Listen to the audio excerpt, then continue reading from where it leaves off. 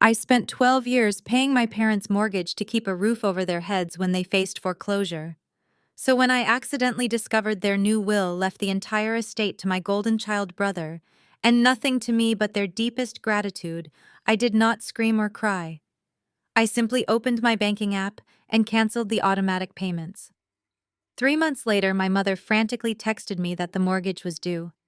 I replied with just 3 words that set my family perfect facade completely on fire. Before I continue this story, let me know where you are watching from in the comments below. Hit like and subscribe if you have ever had to stop funding the illusions of a toxic family. The bass from the backyard speakers rattled the window panes of my childhood home. It was our annual Juneteenth cookout, and my mother Vivian had pulled out all the stops to impress the neighborhood. The smell of hickory smoke and grilled ribs drifted through the thick summer air, mixing with the loud laughter of church aunties and uncles I only saw once a year. I am Maya, 35 years old, and a forensic accountant. While everyone else was outside dancing and holding plates piled high with potato salad, I was inside trying to fix a logistical issue. The caterer needed a physical signature on a revised invoice because my mother had doubled the dessert order at the last minute without telling anyone. Naturally, I was the one expected to handle the paperwork. I always handled the paperwork. I walked down the quiet hallway away from the noise of the party and pushed open the heavy oak door to my Father Calvin home office. The room was his sanctuary, lined with leather-bound books he never read and framed photographs of his past business successes. I just needed a pen. I walked over to his massive mahogany desk, scanning the clutter of golf magazines and mail. That was when I saw it. Resting right in the center of his desk was a thick legal envelope. The seal had been broken and the heavy parchment paper was pulled halfway out. The bold black lettering at the top caught my eye immediately. The Calvin and Vivian Family Trust and Last Will and Testament. I did not intend to snoop. As a forensic accountant, I look at highly confidential financial documents all day for a living. I respect boundaries, but my name caught my eye on the second page, which was lying face up. I froze. I leaned closer, resting my hands on the edge of the desk. The legal jargon was dense, but the distribution of assets was crystal clear. Upon their passing, the family home, all life insurance policies, and any remaining liquid assets were to be transferred entirely to my 38-year-old brother Jamal. My heart did a strange, heavy flutter against my ribs. I read the paragraph again, sure that I had missed a clause or a percentage allocation. But no, the entire estate was left to Jamal. I scanned down to the next section where my name was printed. The words hit me with the force of a physical blow. To our daughter Maya, we leave our deepest gratitude for her assistance over the years.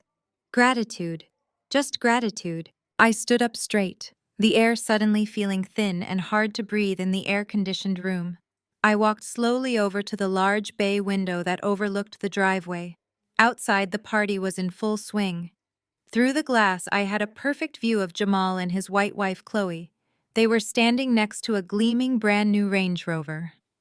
Chloe was tossing her perfectly highlighted blonde hair, laughing loudly at something one of my uncles said, while she absent-mindedly polished a smudge off the expensive vehicle. Jamal was leaning against the hood wearing a designer linen shirt holding court like a conquering king. A few feet away, my mother Vivian was holding a plastic cup of sweet tea, gesturing dramatically toward Jamal. Even through the double-paned glass, I could read her lips and catch fragments of her loud, bragging voice. She was telling the church aunties all about Jamal's incredible investments. She was praising his financial genius, his business acumen, and the wonderful legacy he and Chloe were going to build for the family name. I pressed my forehead against the cool glass. The truth burned like acid in my throat. 12 years ago, my father Calvin contracting business went bankrupt. I had just graduated with my master's degree and landed my first entry-level accounting job. I remember the exact Tuesday evening I came home to find my father sitting at the kitchen table crying over a foreclosure notice. They were 24 hours away from losing this very house. This large multi-level suburban home that they absolutely did not need but refused to sell because Vivian could not bear the social embarrassment of downsizing. Jamal was 26 at the time, too busy finding himself and jumping between failed business ideas to contribute a single dime. So I stepped up. I took over the mortgage. For 12 long years, I paid $2,500 every single month without fail. That is $360,000 of my own hard-earned money poured into keeping a roof over my parents' heads. I drove a beat-up sedan while my peers bought nice cars. I lived in a tiny studio apartment, delaying my own dreams of home ownership and putting my dating life on hold to ensure my parents never had to face the humiliation of eviction. I sacrificed my 20s to be their safety net. And Jamal. Jamal had never paid a utility bill in his life. He had received a massive down payment for his first condo from my parents, right before they went broke, and he never looked back to help them when times got tough. Yet here they were, legally handing him the very house I had paid for. They were securing his future using my money, while leaving me with nothing but a patronizing sentence of gratitude. I watched Chloe kiss Jamal on the cheek, pointing to the shiny wheels of their new car. The car they probably bought using the money they saved by never having to support our parents. I watched my mother look at Jamal with absolute adoration, completely ignoring the fact that the only reason they had a driveway to park that car in was because of my monthly sacrifice. Any other woman might have stormed out to the driveway right then. They might have screamed and cried and demanded answers in front of the entire neighborhood. They might have thrown that heavy parchment will right into the middle of the potato salad and let the family facade burn to the ground publicly. But I am not an impulsive woman. My career requires a cool head, an eye for detail, and the patience to let a fraudster hang themselves with their own rope. I turned away from the window and walked back to my father's desk. I did not touch the will. I left it exactly as I found it, perfectly positioned in its envelope. I picked up a pen from the cup holder, signed the caterer invoice with a steady hand, and took my phone out of my pocket. I unlocked the screen and opened my banking app. I navigated to the Scheduled Transfers tab. There, sitting at the top of the list, was the automatic payment titled Mom and Dad Mortgage. It was scheduled to deduct $2,500 on the 1st of next month, just as it had for the last 144 months. I stared at the bold green toggle switch. My parents assumed I would always be the reliable workhorse. They assumed my loyalty was a bottomless well they could draw from while saving their real wealth for the golden sun. They thought they could secure their patriarchal legacy behind my back while I quietly funded their present. I took a slow, deep breath. I pressed the toggle switch. The screen prompted me to confirm the cancellation of the recurring transfer. It warned me that stopping this payment might result in late fees or default for the receiving account. I did not hesitate. I hit confirm. The transfer vanished from the screen. Just like that, the financial life support I had provided for over a decade was severed. I slipped my phone back into my pocket, picked up the signed invoice, and walked out of the office. The heavy oak door clicked shut behind me, sealing their fate. I walked back out into the blazing summer heat, pasting a polite smile on my face as I handed the invoice to the caterer. I grabbed a plate of barbecue and watched my family laugh and celebrate, completely unaware that the clock had just started ticking. The countdown to their reality check had officially begun. The first of the month came and went. For the first time in 12 years, my bank account did not experience the massive drain of $2,500. Then the 15th arrived. The grace period for the mortgage expired. I sat in my quiet apartment sipping my morning coffee and watched the calendar pages turn. Following the mortgage, I stopped the automatic payments for the property taxes, the water, the electricity, and the high-speed internet my brother Jamal insisted they needed for his occasional visits. I said absolutely nothing. I attended 2 Sunday dinners during those 60 days. I sat at the dining room table, eating my mother roast chicken while watching them operate in complete oblivion. My father, Calvin, complained about local politics.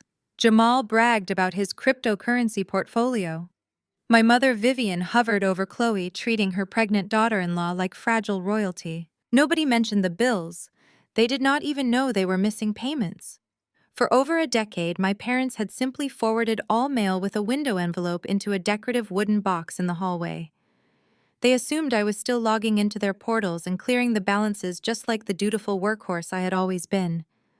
I noticed the red past due notices peeking out from under the lid of that wooden box during my last visit. Calvin walked right past it, adjusting his expensive golf shirt, completely unaware that the ground beneath his feet was legally dissolving. The silence was my armor. Every day that passed without a word from them confirmed what I already knew. They did not care about my financial well-being. They only cared that the machine of their lifestyle kept running smoothly. But a machine requires fuel, and I had finally cut the supply. The silence broke on a Tuesday afternoon.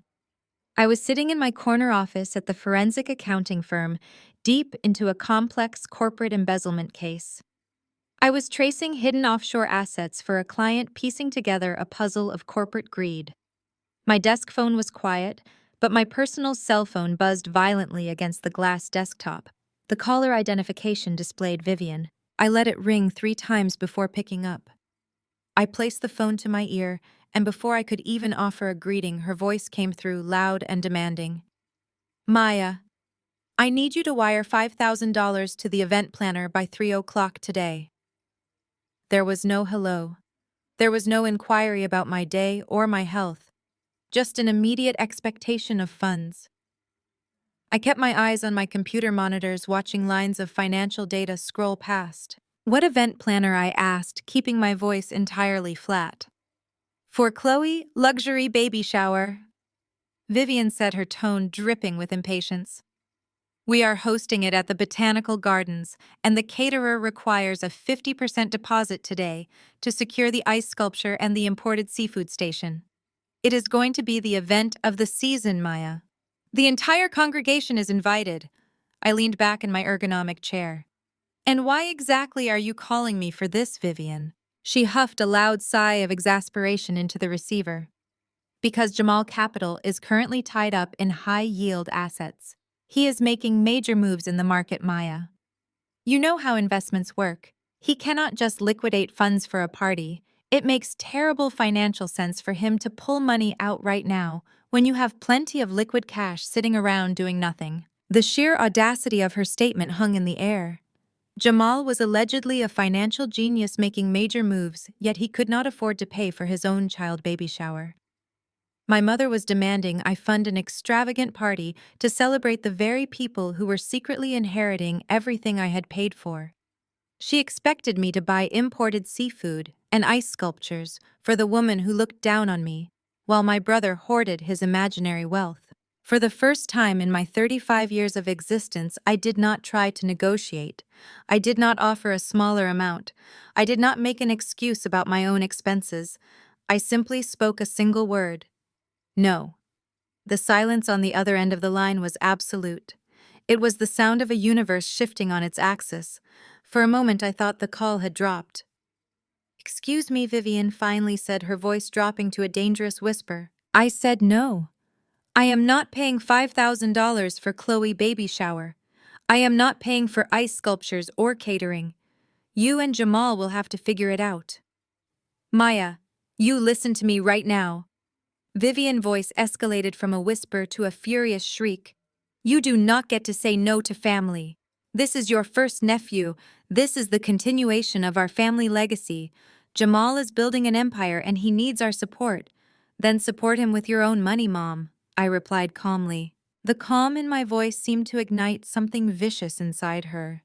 The mask of the polite suburban mother fell away, completely revealing the bitter entitlement underneath. You are just jealous, Vivian snarled. You are a bitter 35-year-old single woman sitting alone in an office. You are jealous because Chloe is young and beautiful and giving this family a son. You are jealous because Jamal is successful and building a real life while you have nothing but your spreadsheets. You should be honored to contribute to this child. It is the closest thing to a real family you will ever have. Her words were designed to cut me to the bone. They were the exact insecurities she had spent my entire life installing in my mind. She wanted me to cry. She wanted me to cave under the weight of her cruelty and open my wallet just to buy back a fraction of her conditional love. But I did not feel hurt. I felt nothing but a cold, calculating clarity. I realized she actually believed everything she was saying. She truly believed I was a pathetic, lonely creature whose only purpose was to finance her golden son perfect life. She had no idea who she was actually speaking to. "Have a wonderful shower, Vivian," I said. I pressed the red button on my screen, disconnecting the call.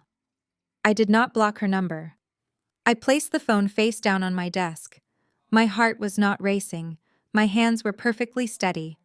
I turned my attention back to the embezzlement case on my monitors. I felt incredibly light, as if a concrete vault had been lifted off my chest. 12 years of emotional extortion had ended with a single syllable. I worked in complete focus for another hour.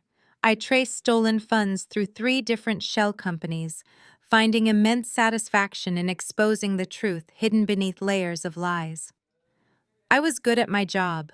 I was an expert at finding exactly what people were trying to hide. Then the secondary monitor on my right suddenly flashed. A sharp chime echoed from my computer speakers. It was not a work email or a client message. It was a notification from my personal, specialized financial monitoring software. As a forensic accountant, I have access to sophisticated tracking tools. I keep comprehensive alerts set up on all major credit bureaus and property title registries. Specifically, I have an ironclad monitoring system locked onto the exact address of my parents' home. I clicked the notification, opening the alert portal. A red banner stretched across the top of the screen, indicating high-priority activity. I read the detailed report and my eyes narrowed. Someone had just initiated a hard credit pull, heavily utilizing the property address and Calvin's social security number. The inquiry was generated by a major commercial lending institution, the type of institution that deals strictly in high-value business loans and equity lines of credit. I quickly cross-referenced the inquiry details. The amount associated with the preliminary loan application was massive. Jamal was not just trying to get a small personal loan, he was initiating a massive financial move to secure commercial funding. And to do it, he was attempting to leverage the perceived equity of the family estate. The estate he believed he was inheriting free and clear. The estate he believed Calvin and Vivian owned outright. I leaned in close to the screen, reading the timestamp of the credit pull.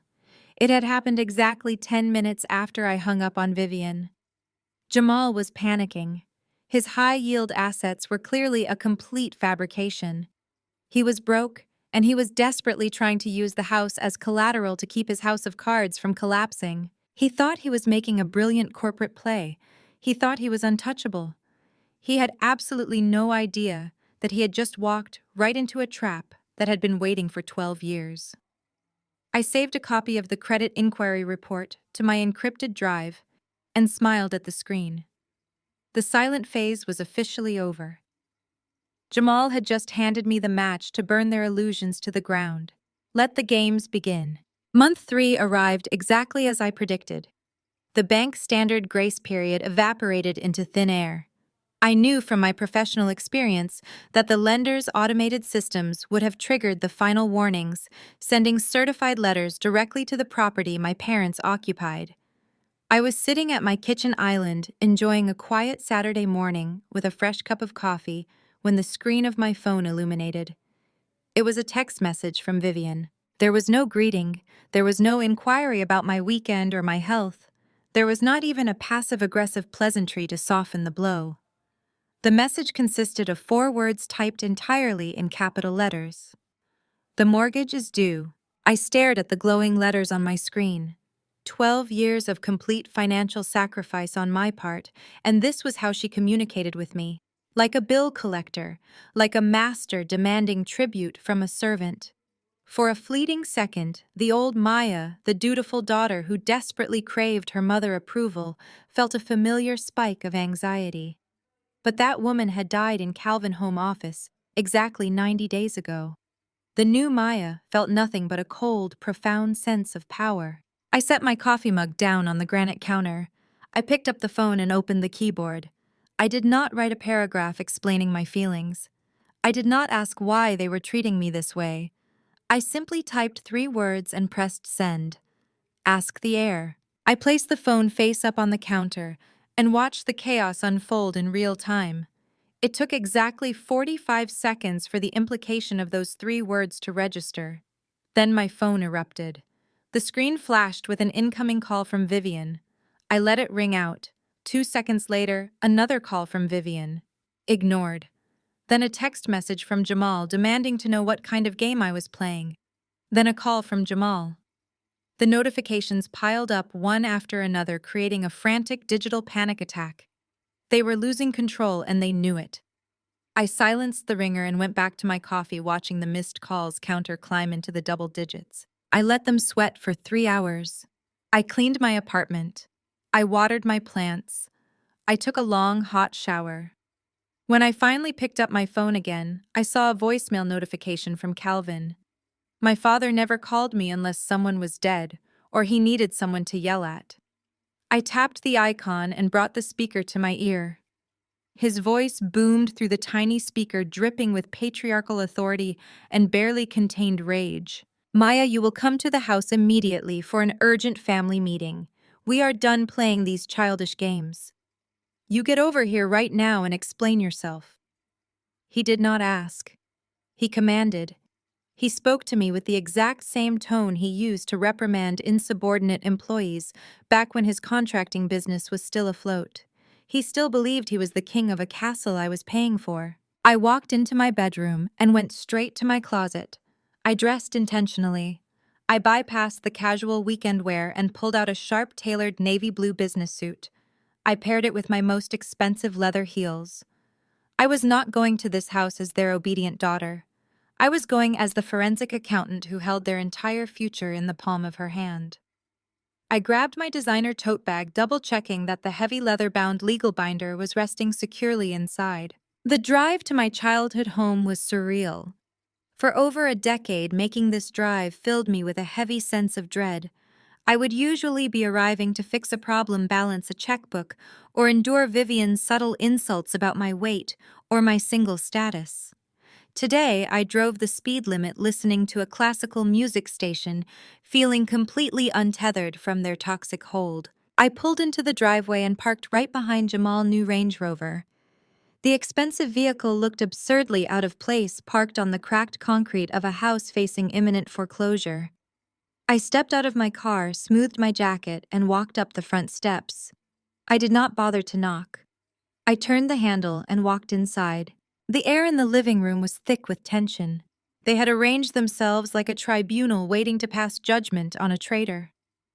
Calvin sat in his oversized leather recliner, his arms crossed tightly over his chest, his jaw set in a hard line. Vivian perched on the edge of the floral sofa, clutching a tissue she did not need, playing the role of the distressed matriarch.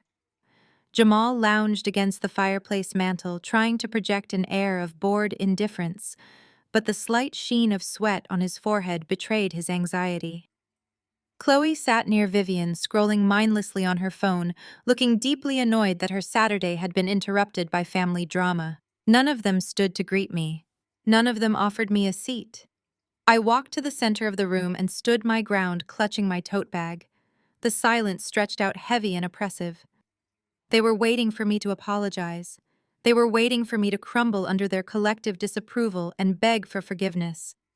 I simply looked at each of them, offering a polite, empty smile. "You took your time getting here," Calvin barked, his deep voice echoing off the vaulted ceiling. "We have been waiting for hours." "I was enjoying my morning," I replied evenly, keeping my posture perfectly straight. "You said it was urgent. I am here. What is the problem?" Calvin uncrossed his arms and leaned forward. He snatched a piece of paper off the glass coffee table and practically threw it in my direction. It fluttered to the floor, landing near my expensive leather shoes. I did not bend down to pick it up. I already knew exactly what it was. I could see the bold red banner printed across the top of the heavy stock paper. It was the official 90-day warning of foreclosure from the lending institution. "Care to explain what this is?" Maya, Calvin demanded, his face flushing with anger. "I went to check the mail this morning and found this garbage mixed in with the utility bills. The bank is claiming we are 3 months behind on the mortgage. They are threatening to initiate foreclosure proceedings." "Why did your automatic payments stop?" Vivian chimed in, her voice trembling with manufactured distress. The bank called the house Maya. They called the landline and left a message about default. Do you have any idea how humiliating that was? What if the neighbors heard? What if the church congregation finds out we are receiving collection calls? You have put this entire family in a terrible position because you forgot to balance your checking account. Jamal let out a loud, dramatic sigh from the fireplace. Seriously, Maya, you had one job to do, one simple monthly transfer. If you were having money problems, you should have just been honest, instead of letting it get to this point. Now Dad has to deal with a red mark on his credit because you cannot manage your finances properly. Chloe finally looked up from her phone, rolling her eyes. It is honestly so toxic to just stop paying a bill without telling anyone. We have a baby on the way, and we do not need this kind of negative energy in our lives right now. You need to fix this today, Maya.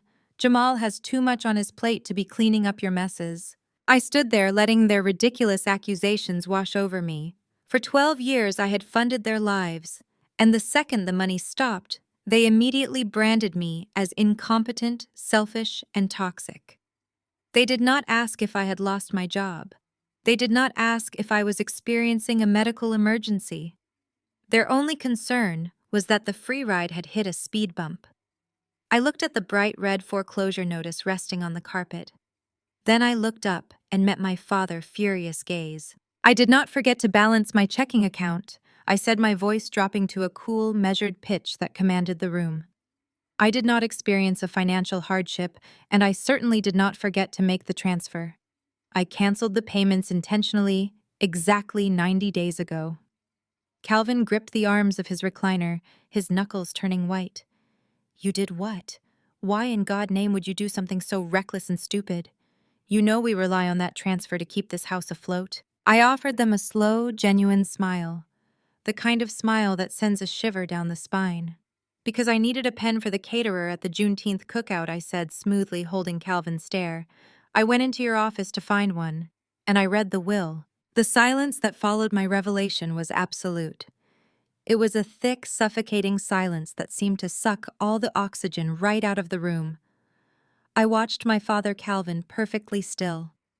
I watched his face transition from a deep shade of angry crimson to a pale, sickly gray. He knew what he had written in that document. He knew the depths of his own betrayal. For a fraction of a second, I actually expected an apology. I expected a moment of shame or a desperate attempt to explain away the cruelty of leaving the daughter who saved him entirely out of his legacy. But I had forgotten the cardinal rule of dealing with narcissists. They never apologize. They pivot. They deflect. They attack. It was Vivian who broke the silence. She did not look ashamed. She looked deeply offended. She stood up from the edge of the floral sofa, smoothing her skirt with an aggressive, jerky motion. She looked at me not with the eyes of a mother caught betraying her child, but with the eyes of a judge sentencing a criminal. You invaded our privacy! Vivian snapped, her voice echoing sharply against the vaulted ceilings. You went snooping through your father's private office, and you are throwing a tantrum over things you do not understand.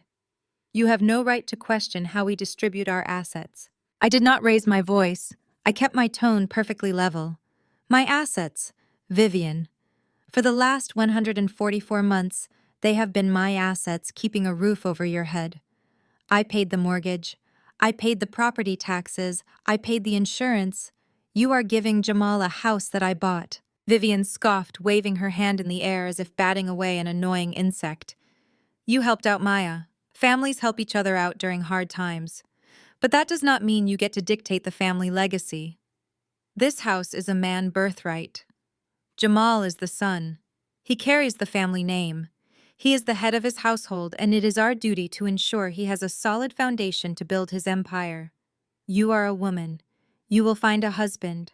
You will marry into another family, and your husband will provide a home for you. It is your duty to support your brother's legacy until you leave to start your own. I stared at her. I watched her mouth move. I watched the woman who gave birth to me explain why I did not matter. I watched my mother erase 12 years of my financial bleeding with a wave of her manicured hand. I watched her justify the theft of my youth, my savings, and my future, all to prop up a man who had never done a hard day of work in his life. Are you actually listening to yourself? I asked. You are telling me that my duty was to be your human checkbook until I found a man to replace you as my financial burden. You are telling me that Jamal deserves the wealth I built simply because he was born male. It is the natural order of things, Vivian shot back, her chin raised in arrogant defiance. You have always been so difficult, Maya. Always competing with your brother. Always trying to prove you are smarter or more successful. But Jamal is the man of the house now that your father is retiring. It is only right that the estate goes to him. You should be happy for him. You should be proud to have contributed to his future. Jamal pushed himself off the fireplace mantel. He did not look guilty. He looked profoundly annoyed that he had to deal with me at all. He shot his cuffs pulling at the sleeves of his expensive designer shirt. Then he slowly, deliberately adjusted the heavy gold watch on his left wrist. I recognized the brand immediately. It was a timepiece that cost more than 6 months of the mortgage payments I had been making for him. Maya, you need to stop this right now, Jamal said, using the patronizing tone of a disappointed parent scolding a toddler. You are making a massive deal out of a standard estate planning procedure. Mom and Dad made a traditional choice. You are letting your emotions cloud your judgment.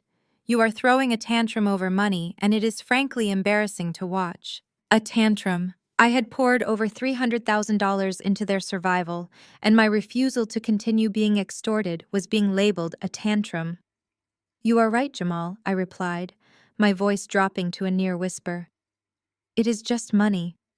So since you are the heir and the man of the house, you should have absolutely no problem paying the past due balance. It is only $7,500 plus late fees. I am sure you can cover that out of your checking account today. Jamal's jaw tightened. He shifted his weight from one foot to the other, the first sign of actual discomfort cracking his arrogant facade. You know my capital is tied up, Maya. I am an entrepreneur. My money is working in the market. I cannot just liquidate high-yield assets because you decided to have an emotional breakdown and skip a few bill payments. You need to act like an adult and fulfill your obligations. Before I could tear into the absolute absurdity of his statement, Chloe decided to enter the fray. She uncrossed her long legs and set her glass of sparkling water on a coaster with a sharp, clinking sound. She looked at me with an expression of deep, condescending pity. Maya, I am going to be totally honest with you, Chloe said, using a soft, therapeutic voice that grated against my nerves. Your energy right now is incredibly toxic. You are bringing all this hostility and resentment into our safe space, and it is really bad for the baby. We are trying to cultivate a positive environment for your future nephew, and you are trying to manipulate us with money. It is a classic sign of financial abuse. Financial abuse. I had to bite the inside of my cheek to keep from laughing at the sheer psychological projection happening in this room. If you do not resume the payments and fix this issue with the bank today, Chloe continued, her voice gaining a sharp, threatening edge, we are going to have to set some serious boundaries. We cannot have this kind of toxicity around our child. If you want to be an aunt, if you want to have any relationship with our son, you need to apologize to your parents and get this mortgage current. We will not allow you in our lives if you are going to be this selfish. I looked at the four of them. They had built an entire alternate reality. In their minds, I was the villain. I was the abusive, toxic, ungrateful daughter holding them hostage. They literally viewed me as a utility company. If I stopped providing the service, I was cut off from the family. They were using an unborn child to extort me into paying for the very house they were planning to steal from under me. I am not paying another cent, I said, my voice ringing with absolute finality. The bank grace period is over. You are in default. You can either pay it yourselves, or you can pack your bags. Jamal lost his temper. The cool, detached entrepreneur routine vanished completely. He stepped forward, his face contorting into an ugly sneer. You stupid, bitter woman! Jamal shouted, pointing a finger directly at my face. You do not understand what you are doing. You are ruining my entire timeline. I need this mortgage current today. Your timeline? I asked, raising an eyebrow. Yes, my timeline, Jamal snapped, running a hand over his face in frustration. I have a massive deal closing by the end of the month. I am launching a new crypto startup and I need serious capital. I am using the house as collateral for a $1.5 million business loan. The lender ran a credit check, and they need a clean 90-day payment history on the primary mortgage before they release the funds. You stopping the payments just threw a wrench in a multi-million-dollar deal. Vivian nodded vigorously, standing right behind her golden son. Jamal is going to be incredibly wealthy, Maya. He is going to take care of all of us. But he needs this loan to start the company. We agreed to let him leverage the estate. You just need to pay the past due balance so the bank will clear his business loan. Once he is a millionaire, he will pay you back. I stood perfectly still. The pieces of the puzzle clicked together in my mind, forming a picture of financial illiteracy so profound it was almost beautiful. Jamal was trying to take out a second mortgage, a massive equity line of credit on a house that was 90 days past due. He was trying to leverage property that he did not even own yet, and he thought the only thing standing in his way was a missed payment. He was trying to explain high-level finance to a forensic accountant who specialized in uncovering corporate fraud. I stared at him, letting the absolute absurdity of his plan wash over me. I looked at my mother, who was nodding along with his financial fantasy. I looked at my father, who had built this house of cards and expected me to be the concrete foundation. I looked at Chloe, who was already spending the imaginary $1 million in her head. I had spent 12 years holding my breath, terrified of upsetting the delicate balance of this family. I had spent 12 years putting their needs above my own safety, above my own future, above my own peace of mind. I had paid. I paid while he played. I paid while they praised him. I paid while they planned to leave me with nothing. But the bill had finally come due. I looked at my brother. I looked at his expensive watch, his designer shirt, and the sheer unadulterated arrogance in his eyes. I let the silence stretch out, allowing his words to hang in the stale air of the living room. I reached into my designer tote bag, feeling the heavy leather-bound legal binder waiting in the darkness. I prepared to drop the single piece of information that would destroy his entire world. You are using the house to secure a $1.5 million loan, I stated, repeating his words slowly to make sure everyone in the room heard them clearly. You are borrowing against the equity in this estate. That is exactly what I just said, Maya Jamal sneered, rolling his eyes. It is basic finance. Not that a glorified bookkeeper like you would understand how real wealth is generated. Now are you going to wire the money to the bank, or do I have to get Dad lawyer involved? I smiled. I tilted my head slightly, looking him dead in the eye. What equity? The silence in the living room was absolute. It was a thick, suffocating silence that seemed to suck all the oxygen right out of the room. I watched my father Calvin sit perfectly still in his oversized recliner. I watched his face transition from a deep shade of angry crimson to a pale, sickly gray. He knew what he had written in that document. He knew the depths of his own betrayal, but his patriarchal arrogance would not allow him to immediately process the threat I had just introduced. Jamal was the first to attempt to break the tension. He let out a sharp, nervous laugh and uncrossed his arms. He took 2 steps toward me, trying to use his physical height to re-establish his dominance in the room. What do you mean, what equity? Jamal scoffed, waving his hand dismissively.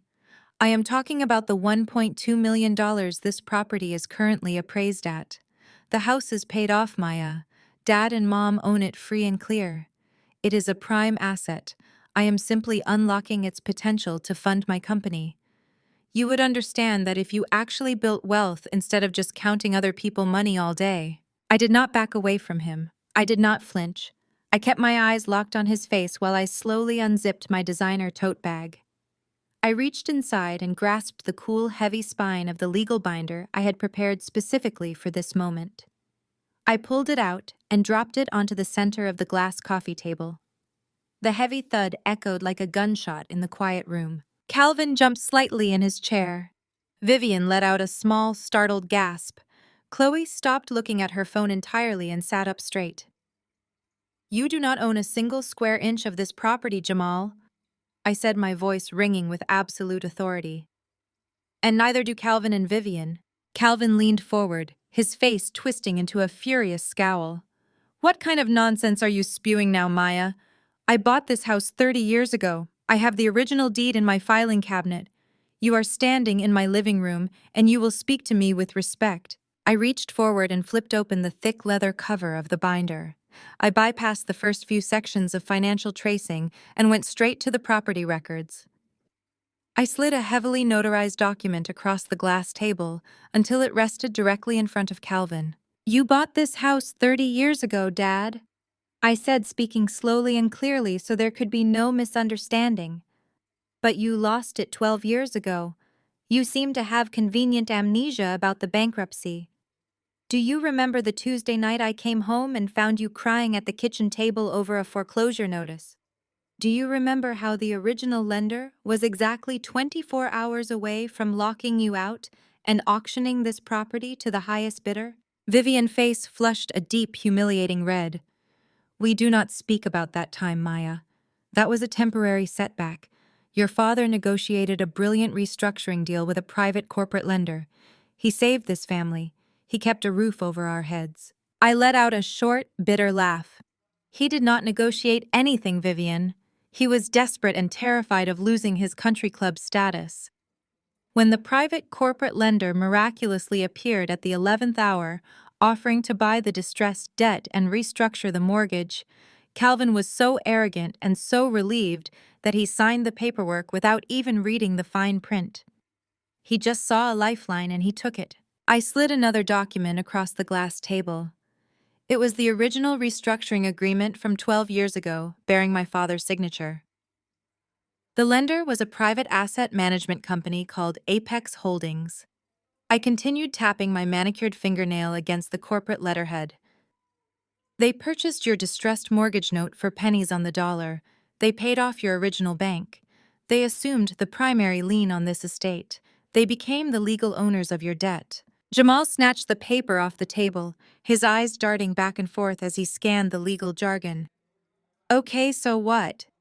Dad has been paying Apex Holdings back for 12 years. The debt has to be practically zero by now. That is why I can leverage the remaining equity.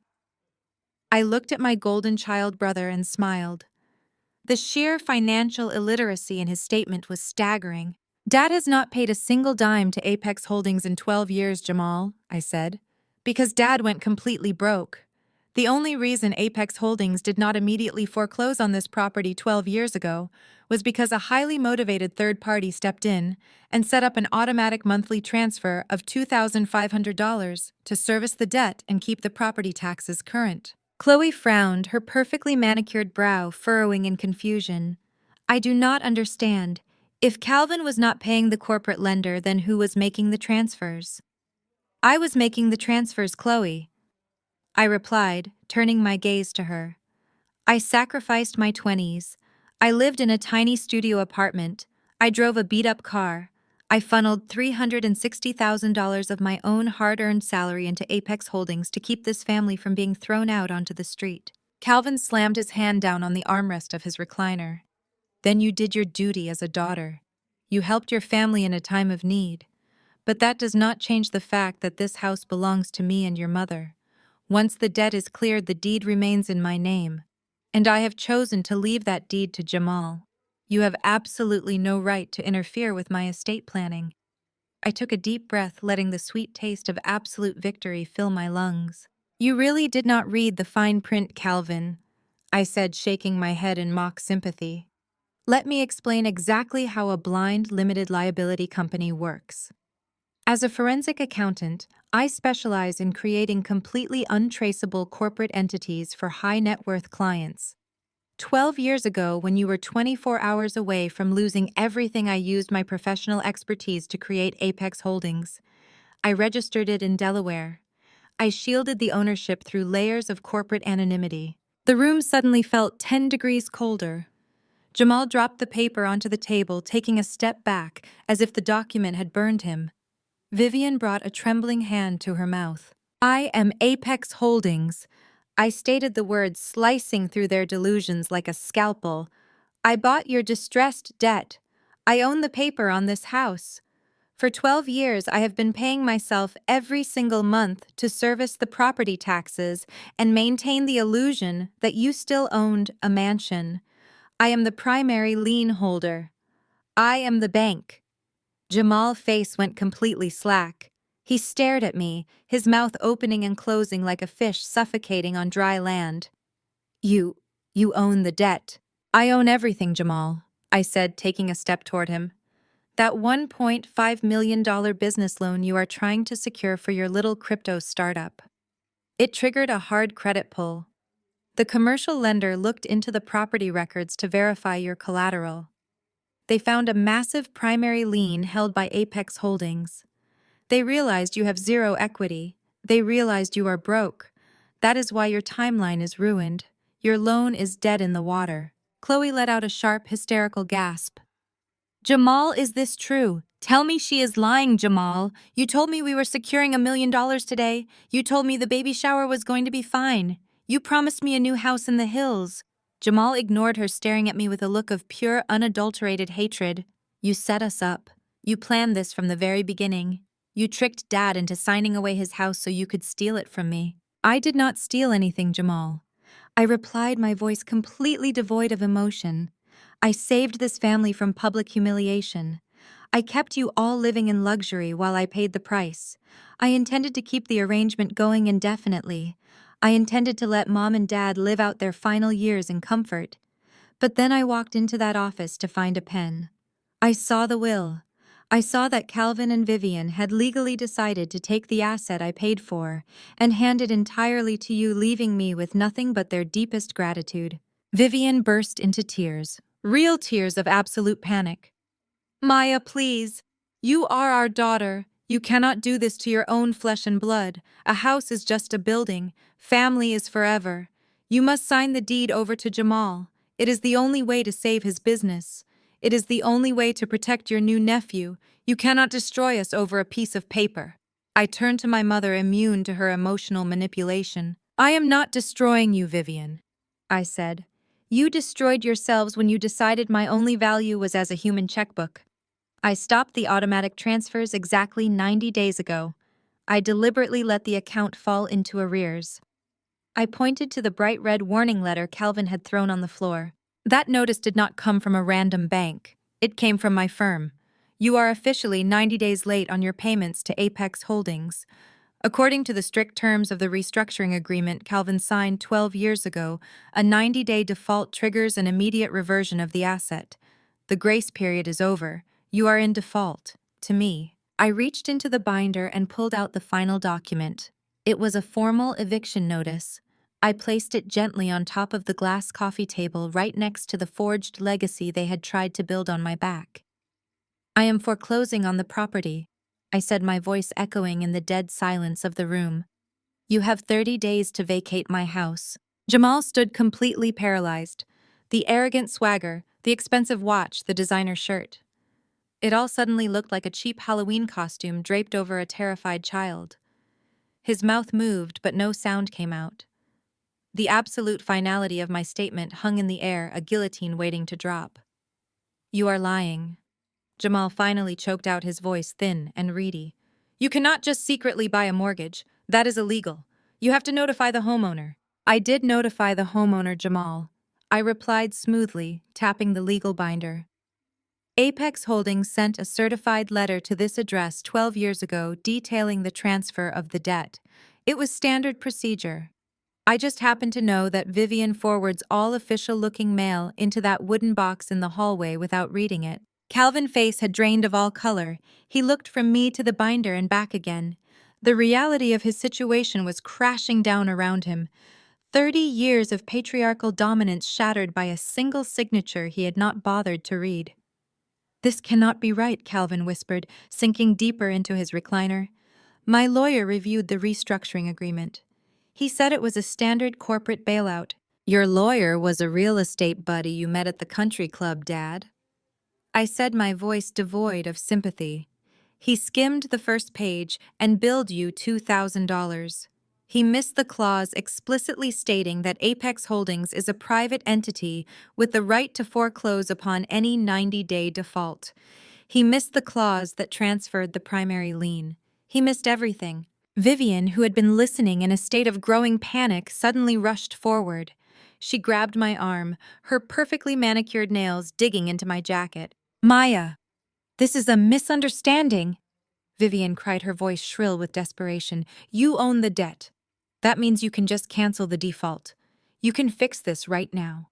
You just need to sign a piece of paper saying the house belongs to us. Or better yet, sign it over to Jamal. We can transfer the deed today and his loan will clear. Everything will be fine." I looked down at her hand. I did not pull away. I simply stared at her fingers gripping my sleeve until she slowly released her hold. "I am not transferring anything, Vivian," I said coldly. "The grace period is over. The eviction notice stands." Jamal let out a strange, high-pitched sound. It was the sound of a man watching his entire life evaporate. He began pacing the floor, running his hands through his perfectly styled hair. "You do not understand," Maya Jamal babbled, his eyes darting frantically around the room. "You have to fix this. You have to sign the deed over to me right now, today. If that loan does not clear, I am dead. My timeline is ruined. Your timeline for a crypto startup." I asked, raising an eyebrow. "If the loan does not clear you, just delay the launch. It is inconvenient, but it is not a disaster." Jamal stopped pacing. He stared at me with wide, terrified eyes. A bead of sweat trickled down the side of his face. He looked at Calvin, then at Vivian, and finally at Chloe, who was still sitting on the sofa looking increasingly alarmed. "It is not just a delay," Jamal whispered, his voice cracking. "I already submitted the paperwork." The room went dead silent. Even Vivian stopped her frantic sniffling. I stared at my brother, my mind racing through the financial implications. As a forensic accountant, I analyze loan applications and corporate funding structures daily. A commercial lender does not just hand over $1.5 million based on a preliminary inquiry. They require extensive documentation. They require verifiable collateral. "You submitted the paperwork," I repeated, my voice dangerously quiet. "You submitted a formal commercial loan application using this house as collateral." Jamal nodded slowly, looking physically ill. "And you signed the disclosures?" I asked, taking a step toward him. "You legally attested that the collateral was unencumbered and owned by the guarantors." I had to. Jamal practically shouted, his panic finally boiling over. The investors were threatening to pull out. I needed the capital to secure the server farm. I told the bank the house was owned free and clear by Dad. I told them we had $1.2 million in equity. Calvin bolted upright out of his recliner. "You did what? You used my name on a commercial loan application without telling me." "I did tell you," Jamal shot back desperately, defending himself. "I told you I was leveraging the estate for the business. You said it was fine. You said the house was my birthright. I said you would inherit it when I die." Calvin roared, his face turning purple with rage. "I did not tell you to forge my signature on a federal banking document. I did not forge anything," Jamal stammered, backing away from our furious father. "I used the power of attorney you gave me last year for the estate planning. I signed the disclosures legally." I stood in the center of the room, calculating the massive legal nightmare my golden brother had just created. He had used a power of attorney to pledge an asset he did not own. He had lied to a commercial lending institution about the primary lien. He had committed textbook bank fraud. "But wait," I said, raising a hand to silence the shouting match between my father and brother. "A commercial lender does not release funds without verifying the title. They would have seen the Apex Holdings lien during underwriting. Unless—" I looked at Jamal, my eyes narrowing as the final piece of the puzzle fell into place. "Unless you already took an advance," I said, my voice dropping to a whisper. Jamal flinched. He looked at the floor, refusing to meet my eyes. "You took a bridge loan," I stated, connecting the dots with ruthless efficiency. "You used a secondary private lender. You showed them the preliminary application for the $1.5 million. You promised them the primary loan would clear within 30 days, and they gave you a short-term high-interest cash advance to cover your immediate expenses. Jamal slowly nodded, his shoulders slumped in defeat. How much? I demanded. 300,000. Jamal mumbled, his voice barely audible. $300,000. The exact amount of money I had poured into this house over the last 12 years. He had borrowed it against a lie, and he had already spent it. Where is the money, Jamal? I asked, my voice echoing in the silent room. I needed to secure the servers, he repeated weakly. And the marketing firm. And the office lease downtown. The capital is gone, Maya. It is tied up in the business infrastructure. If the primary loan does not clear, the bridge lender will call the note. They will come after the house. They cannot come after the house, I replied coldly. Because I own the house. They will come after you, Jamal. You signed the personal guarantees. You committed the fraud. The sound of shattering glass cut through the tension. We all turned to see Chloe standing by the sofa. She had dropped her glass of sparkling water. It lay in pieces on the hardwood floor, water seeping into an expensive Persian rug.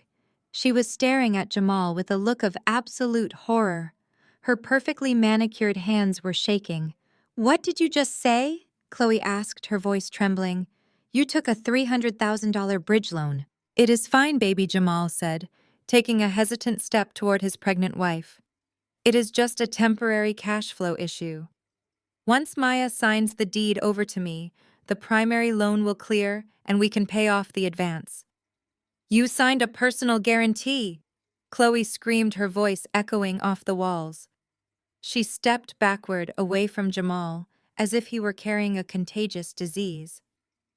What did you just sign my name to, Jamal? I did not sign your name, baby, Jamal pleaded, holding his hands up defensively. I just used our joint accounts as secondary proof of liquidity. You linked our joint accounts to a fraudulent commercial loan? Chloe shrieked, her face contorting with rage. Are you out of your mind? That is my money, Jamal. That is my inheritance from my grandmother. You linked my assets to a federal crime. Chloe. Baby, please.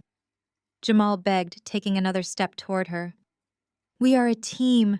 We are building an empire. Do not touch me, Chloe snapped, slapping his hands away.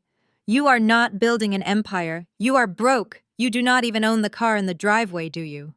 Jamal looked away, unable to maintain eye contact. It is a lease, he mumbled. Chloe let out a sound that was half sob, half furious laugh. She looked at Vivian, who was standing frozen by the fireplace. She looked at Calvin, who was gripping the back of his recliner. Then she looked at me. She did not tell me I was toxic. She did not threaten to ban me from my nephew life. She looked at me with a mixture of terror and dawning comprehension. She finally realized that the entire Wilson family legacy was a carefully constructed mirage funded entirely by the woman she had just insulted. I am leaving, Chloe announced, her voice suddenly cold and decisive. Chloe, you cannot leave, Vivian cried, rushing forward.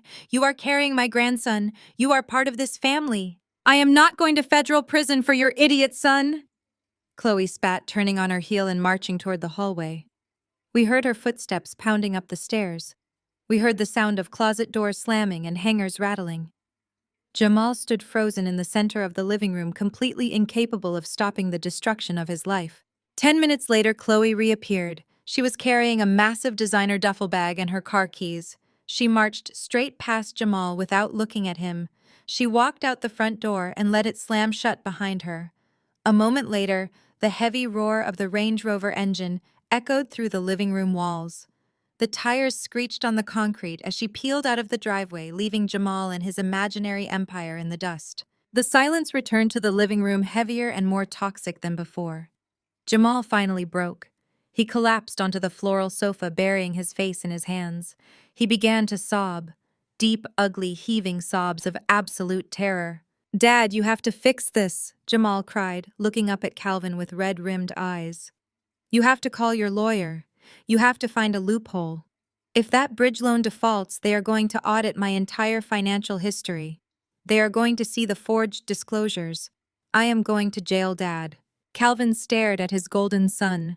the son he had groomed to take over his legacy, the son he had prioritized over my entire existence. Calvin looked at the sobbing, broken man on the sofa and finally saw him for exactly what he was. Calvin slowly turned his head and looked at me. He did not yell. He did not issue a command. He looked at me with the weary, defeated eyes of a man who realized he had backed the wrong horse for 30 years. Maya, Calvin said, his voice raspy and quiet. Please, he is your brother. I did not respond. I simply stood there holding my legal binder, watching the patriarchal hierarchy of the Wilson family crumble into dust. Vivian suddenly rushed across the room. She threw her arms around my shoulders, pulling me into a desperate, suffocating hug. I stood perfectly rigid, refusing to return the embrace. Maya, my brilliant, beautiful Maya. Vivian sobbed, her tears soaking through the shoulder of my expensive navy suit. I always knew you were the smartest child. I always told your father you had a brilliant mind for business. You are the only one who can save us. You have to sign the deed over to Jamal. You have to save him, Maya. You cannot let them send your brother to federal prison. Please, Maya. You are our only hope. I slowly reached up and peeled Vivian's hands off my shoulders. I stepped backward, creating a physical distance between myself and her desperate performance. I looked at the three of them. My father defeated, my mother begging, my brother sobbing over the ruins of his stolen life. I am not signing anything. I said, my voice perfectly calm, ringing with the cold, hard truth of a balanced ledger. The house is mine. The grace period is over.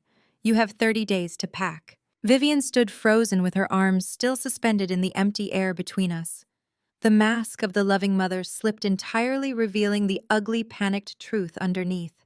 She let out a sharp, offended gasp and looked to Calvin, expecting him to rescue her from this sudden shift in power. Calvin did exactly what a cornered narcissist does when faced with the collapse of his reality. He went on the offensive. He pushed himself out of his recliner, ignoring the tremor in his hands and the sweat forming on his brow.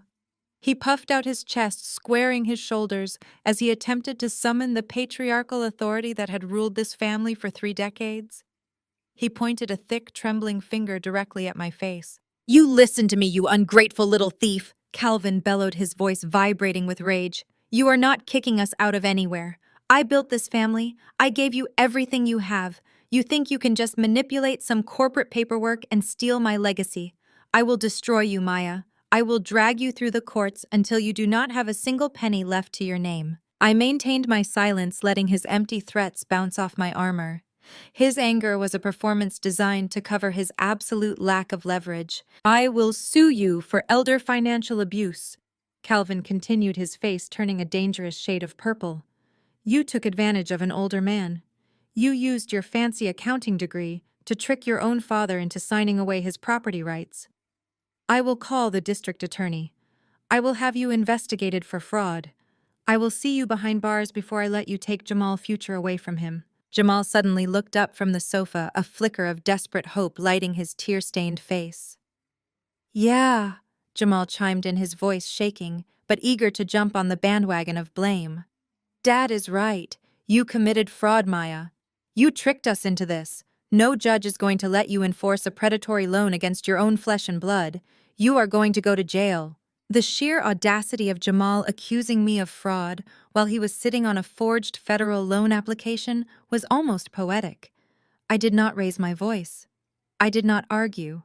I did not try to explain that 12 years ago I was the only person willing to save them from living in a motel.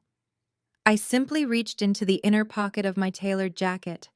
I pulled out a sleek, matte black business card and held it out toward Calvin. He glared at it, refusing to take it. I let it drop from my fingers. It landed on the glass coffee table, resting perfectly beside the eviction notice. You are absolutely right to involve legal counsel, Calvin. I said, my tone perfectly level. In fact, I highly encourage it. You should call the number on that card immediately. Her name is Tara Vance. She is my retaining attorney. She is a former federal prosecutor who specializes in prosecuting corporate malfeasance and financial fraud. She is eagerly waiting for your call. Calvin stared down at the black card as if it were a venomous snake.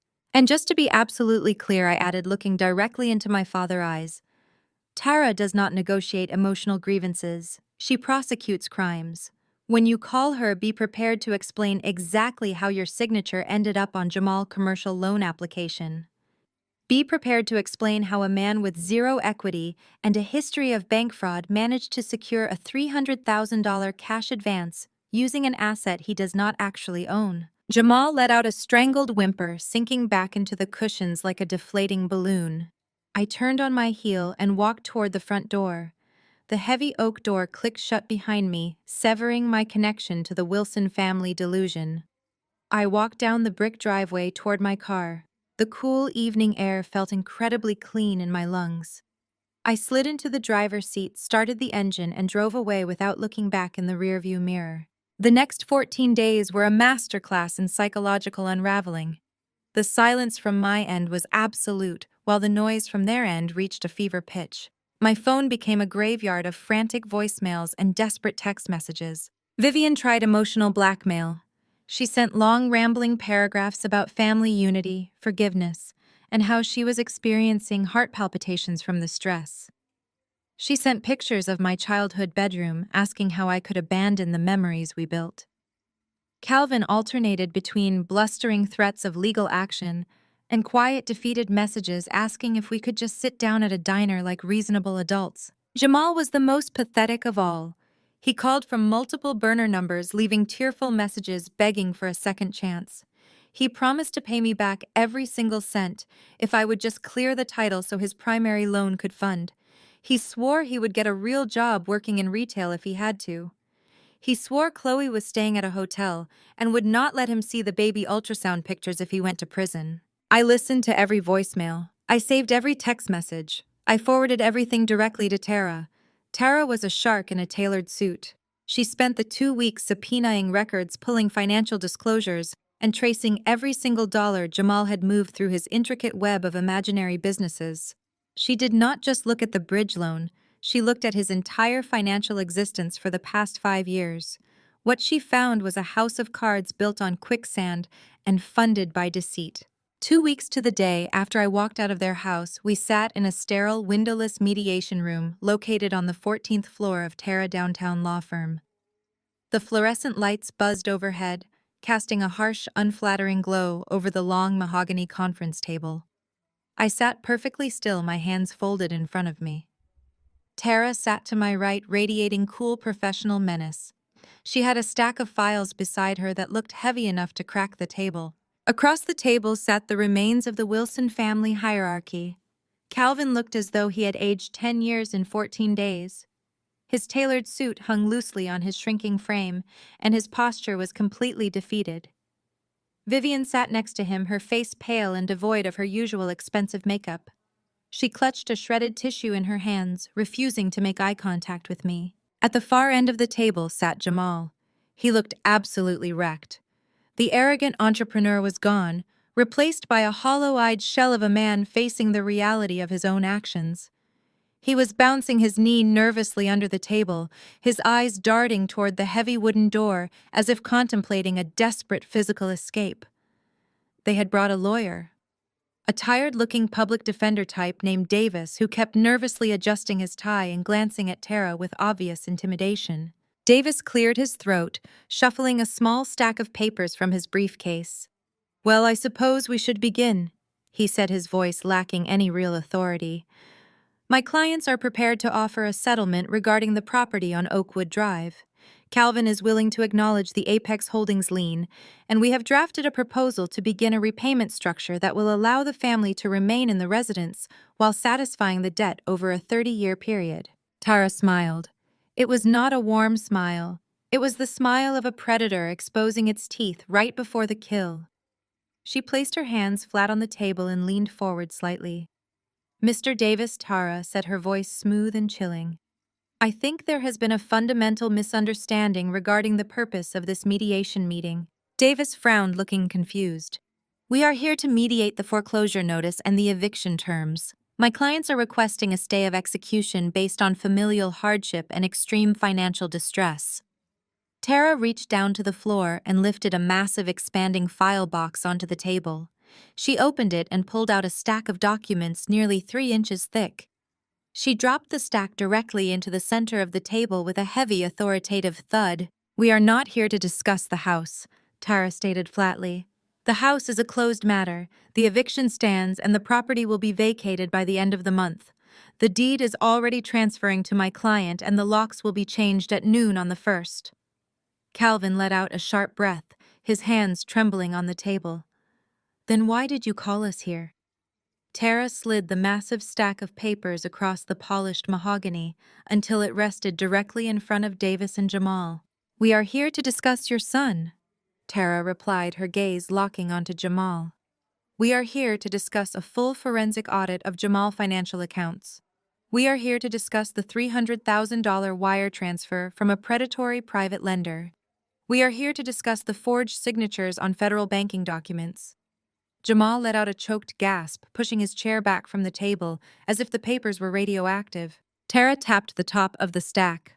"My client is the primary lien holder on the property Jamal used to secure a fraudulent commercial advance. As a direct result of his fraud, my client asset is now currently tied up in a secondary legal dispute with the bridge lender. This gives us legal standing to pursue damages directly against him." Davis hastily pulled the stack toward him, flipping through the first few pages. His face went completely slack as he realized the sheer volume of evidence Tara had compiled. He looked at Jamal with a mixture of anger and professional despair. "We have traced every dollar," Jamal. Tara continued, her voice echoing in the sterile room. "We know about the shell companies you registered in Wyoming. We know about the falsified tax returns you used to inflate your income. We know about the offshore crypto wallets you used to hide the advance funds from your pregnant wife. We have documented 4 distinct instances of wire fraud, 2 counts of identity theft regarding your father's signature, and 1 massive count of federal bank fraud." Vivian let out a muffled sob, pressing the shredded tissue to her mouth. Calvin just stared straight ahead, looking completely broken and hollowed out. "What do you want?" Jamal asked, his voice cracking. "You took the house. What else do you want from me?" I looked across the table at my brother. I looked at the golden boy who had been handed the world on a silver platter and still felt entitled to steal my plate. I leaned forward, resting my arms on the cool mahogany table. "I want everything, Jamal," I said, my voice perfectly steady. "I want your total surrender." The sterile silence of the mediation room was no longer just tense, it was vibrating with the impending collapse of every lie Jamal had ever told. Tara did not just present data. She reconstructed a crime scene. She began with the ledger from the secondary bridge lender, then overlaid it with the unauthorized transfers from my parents' personal accounts. She laid out the path of $300,000. It did not go into infrastructure. It did not go into software development. It went into offshore accounts, luxury retail therapy for Chloe, and private jet deposits for trips that had no business purpose. Tara's voice was surgical, stripping away the layers of pretense one by one until there was nothing left but the raw, pathetic math of embezzlement. "When you look at Exhibit C, notice the date." Tara said, her finger pointing at a specific transaction. "This is a withdrawal from your mother retirement fund, Vivian. It occurred 3 days after Jamal bridge loan was finalized.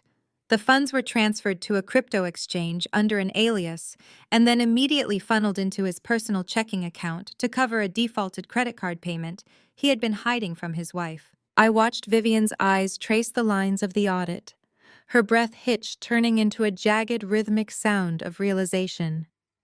She didn't look at me. She didn't look at the lawyer. She looked at Jamal with a dawning horror that was far more potent than any lecture I could have given her. She had spent the last decade convincing herself that she was sacrificing for her son's future, only to find out she was actually subsidizing his spectacular, dishonest decline. Davis, the public defender, tried to interject. "My client had power of attorney. He was simply managing family assets for the greater good of the business." Tara didn't even look at him. She just slid a single page toward him. "That is not power of attorney, counsel. That is unauthorized conversion of funds. The signature on this transfer form matches neither of the parents. I have had it analyzed. It is a digital forgery." If you attempt to use the defense of management, I will simply forward this entire audit to the district attorney's office. Do you really want to make this an active criminal proceeding today? Davis went pale, his mouth snapping shut. He looked at Jamal, who had folded in on himself, his head now hanging between his knees, entirely broken. The audit was a flawless execution of the forensic accounting I had spent the last decade mastering. I had traced every penny, every lie, and every desperate attempt to hide the truth behind layers of misdirection. I didn't need to yell. I didn't need to threaten them again. The math was doing all the work for me. Vivian finally dropped the shredded tissue. She looked at the audit, then at the man she had called her golden boy for 30 years. Her hands weren't just shaking. They were clawing at the tabletop, her fingernails leaving faint marks in the polished wood. "You stole from me," Vivian whispered. It wasn't a question. She was stating the fact, her voice devoid of its usual shrillness. It was a flat, dead sound. "You took the money we saved for the house in Florida. You took the money for the grandkids' trust. You took everything." Jamal didn't answer. He couldn't. Calvin had been staring at the far wall, his face a mask of stone. He hadn't said a word since Tara started the breakdown. But as Vivian's realization became audible, his control finally snapped. He reached across the table, his movements swift and uncharacteristic for his age, and grabbed Jamal by the collar of his designer shirt, yanking him upward until their faces were inches apart. "You disgusting, pathetic little rat!" Calvin hissed, the sound raw with a lifetime of wasted pride. "You haven't just ruined our lives. You've humiliated this name. You've used our own savings to feed your delusions. Do you have any idea what this means? Do you have any idea what they do to men like you in prison?" Jamal didn't try to pull away. He just hung there in Calvin's grip, limp and miserable, his face wet with tears that hadn't stopped since the mediation began. Calvin shoved him back, his chair clattering to the floor. Calvin was breathing heavily, his chest heaving, looking around the room as if he were trying to find an exit from the reality he had helped create. He looked at me, his eyes searching for some scrap of the daughter he had dismissed as a checkbook, but he found no mercy in my gaze. I remained unmoved, my posture relaxed, a stark contrast to the chaos unfolding in front of me. Tara saw the moment. She leaned back, letting the family turn on itself. She waited for the crescendo of shouting to hit its peak before she reached into her file box one last time. She pulled out a single heavy stock document. It was a formal notice of foreclosure, complete with the final court stamp and the signature of the county clerk. She slid it not toward the lawyer, but toward Calvin. "This isn't about your son's personal debt anymore," Tara said. "The default is absolute. This is the notice of foreclosure. The 30-day eviction clock started when the mediation was initiated. You have exactly 15 days left to clear this house. After that, the sheriff will facilitate the removal." The room grew heavy, the air feeling dense and stagnant. The eviction wasn't just a threat anymore. It was an inevitability. The math had caught up to them. The years of unchecked entitlement had finally come to collect their due. My parents had spent their lives building a legacy on top of a foundation of lies, and now they were being forced to live in the wreckage. I stood up, the chair making a crisp sound against the floor. I didn't need to stay for the rest of the arguments. The forensic audit had done its job. The illusion was dead. I looked at the three of them, a broken father, a shattered mother, and a son whose future was rapidly dissolving into legal filings and courtroom deadlines. The audit had shown them who they were, not just to me, but to each other. They were a family of ghosts haunting a house they no longer owned, clinging to a name that no longer commanded respect. I didn't feel triumph, but I did feel the cold, sharp clarity of a final act. I walked toward the door, leaving them to pick up the pieces of their broken, borrowed lives. I knew they wouldn't ask for mercy again, because they finally understood that I didn't have any left to give. When I stepped out of the office building, the mid-afternoon sun hit my face bright and uncompromising. It was the same world I had walked into 2 weeks ago, but the weight of the Wilson family was no longer attached to my shadow. My bank accounts were secure, my reputation as a forensic accountant was sterling, and for the first time my past wasn't something I had to manage or finance. It was simply history. I checked my phone. There were already 12 new notifications, all from the bridge lender trying to settle, and a string of emails from the commercial developer who was now eyeing the property for his own portfolio. I deleted the missed calls from my father, archived the emails, and headed toward my car. The audit wasn't just for them. It was for me proof that I could dismantle any lie if I was willing to follow the numbers to their final ugly conclusion. I started the engine, leaving the sterile mediation room behind, and for the first time in over a decade, I didn't feel the need to look in the rearview mirror to make sure I wasn't being followed by their expectations. I was finally unequivocally mine. The road ahead was clear. My career was accelerating, and the autonomy I had craved was now my default setting. The Wilson family had spent years teaching me how to be strong, how to be resilient, and how to protect what was mine. They just hadn't realized that the person they were building would eventually be the one to sign their eviction notice. They had wanted a golden child, someone who would keep the secrets and pay the debts. Instead, they had created a ghost hunter who could find every hidden dollar, every falsified record, and every moral failure they thought they had buried in the fine print. I reached my office in silence, enjoying the lack of incoming traffic on my phone. The audit had served its purpose, but the real victory was the quiet drive back. There was no more guilt, no more obligation to maintain a family image that had always been a farce, and certainly no more paying for the privilege of being ignored. I was done financing their delusions. I pulled into my parking spot, the building standing tall and modern in the Nashville skyline, a physical representation of the work I had done with my own hands, funded by my own accounts, and protected by my own strategy. The cycle was officially broken. The 30-day eviction clock was ticking, but the social clock ran out much faster. The Wilson family had spent 3 decades cultivating a flawless image among the suburban elite. They worshipped at the altar of public perception, using their country club memberships and their vaulted sanctuary at the First Presbyterian Church to project an illusion of untouchable wealth. That image shattered precisely 5 days after our mediation meeting. Calvin and Vivian attempted to maintain their routine. They dressed in their Sunday best and walked into the church fellowship hall, acting as if their world was not actively collapsing. They expected the usual deference. They expected the reverent nods and the fawning praise for their entrepreneurial son. But the ecosystem had fundamentally changed. Word travels with lethal speed when a massive commercial loan defaults, and local lenders start whispering about forged signatures and empty collateral.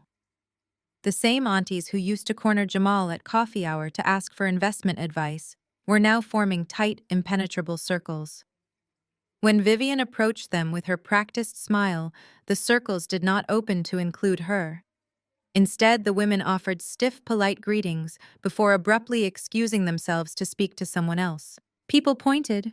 Whispers echoed off the stained glass windows. Calvin tried to shake hands with a prominent local judge who simply nodded curtly and walked in the opposite direction.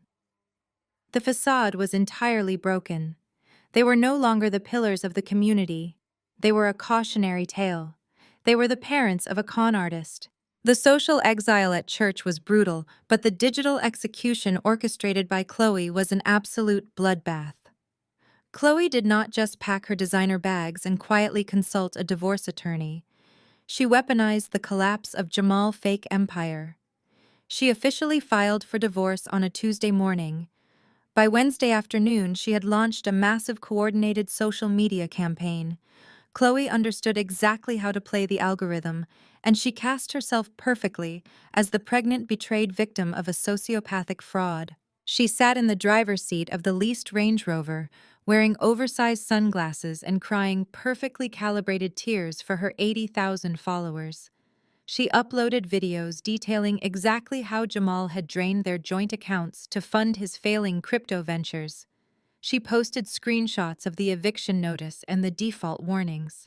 She completely dismantled the illusion of Jamal wealth, exposing his designer watches as fakes and his business meetings as desperate ploys for cash. She dragged the Wilson name through the digital mud, ensuring that every single person in their extended social circle knew that Jamal was facing imminent ruin. Her followers ripped him apart in the comments. Jamal was completely paralyzed by the onslaught. His entire network evaporated overnight. His investors blocked his number. His friends stopped returning his texts. He was trapped in a house he no longer owned, waiting for the sheriff to arrive. The combination of becoming a social pariah and facing impending homelessness finally pushed Vivian over the edge of rational thought. But instead of holding her golden boy accountable, she aimed her frantic desperation squarely at the only person who actually had money. Me. It happened on a Thursday afternoon. I was in the middle of leading a high-level risk assessment meeting at my corporate accounting firm. We were sitting in a glass-walled conference room overlooking the downtown skyline, analyzing a corporate merger.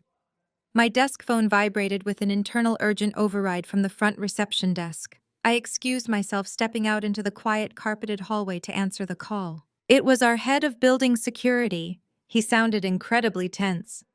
He informed me that a woman claiming to be my mother was currently in the main lobby on the ground floor. He said she was highly agitated, refusing to leave and demanding to be led up to the executive floors. She was creating a massive disturbance. I walked over to the security tablet mounted on the wall near the elevators and pulled up the live camera feed from the ground floor lobby. The high-definition video displayed a scene of absolute chaos. Vivian was pacing wildly in front of the polished marble reception desk. Her hair was unkempt. Her clothes looked as though she had slept in them. She was waving her hands in the air, screaming at the security guards who were trying to calm her down. Even without audio, I could see the wild panic in her movements. She was demanding that I come down immediately. She was demanding that I write a check.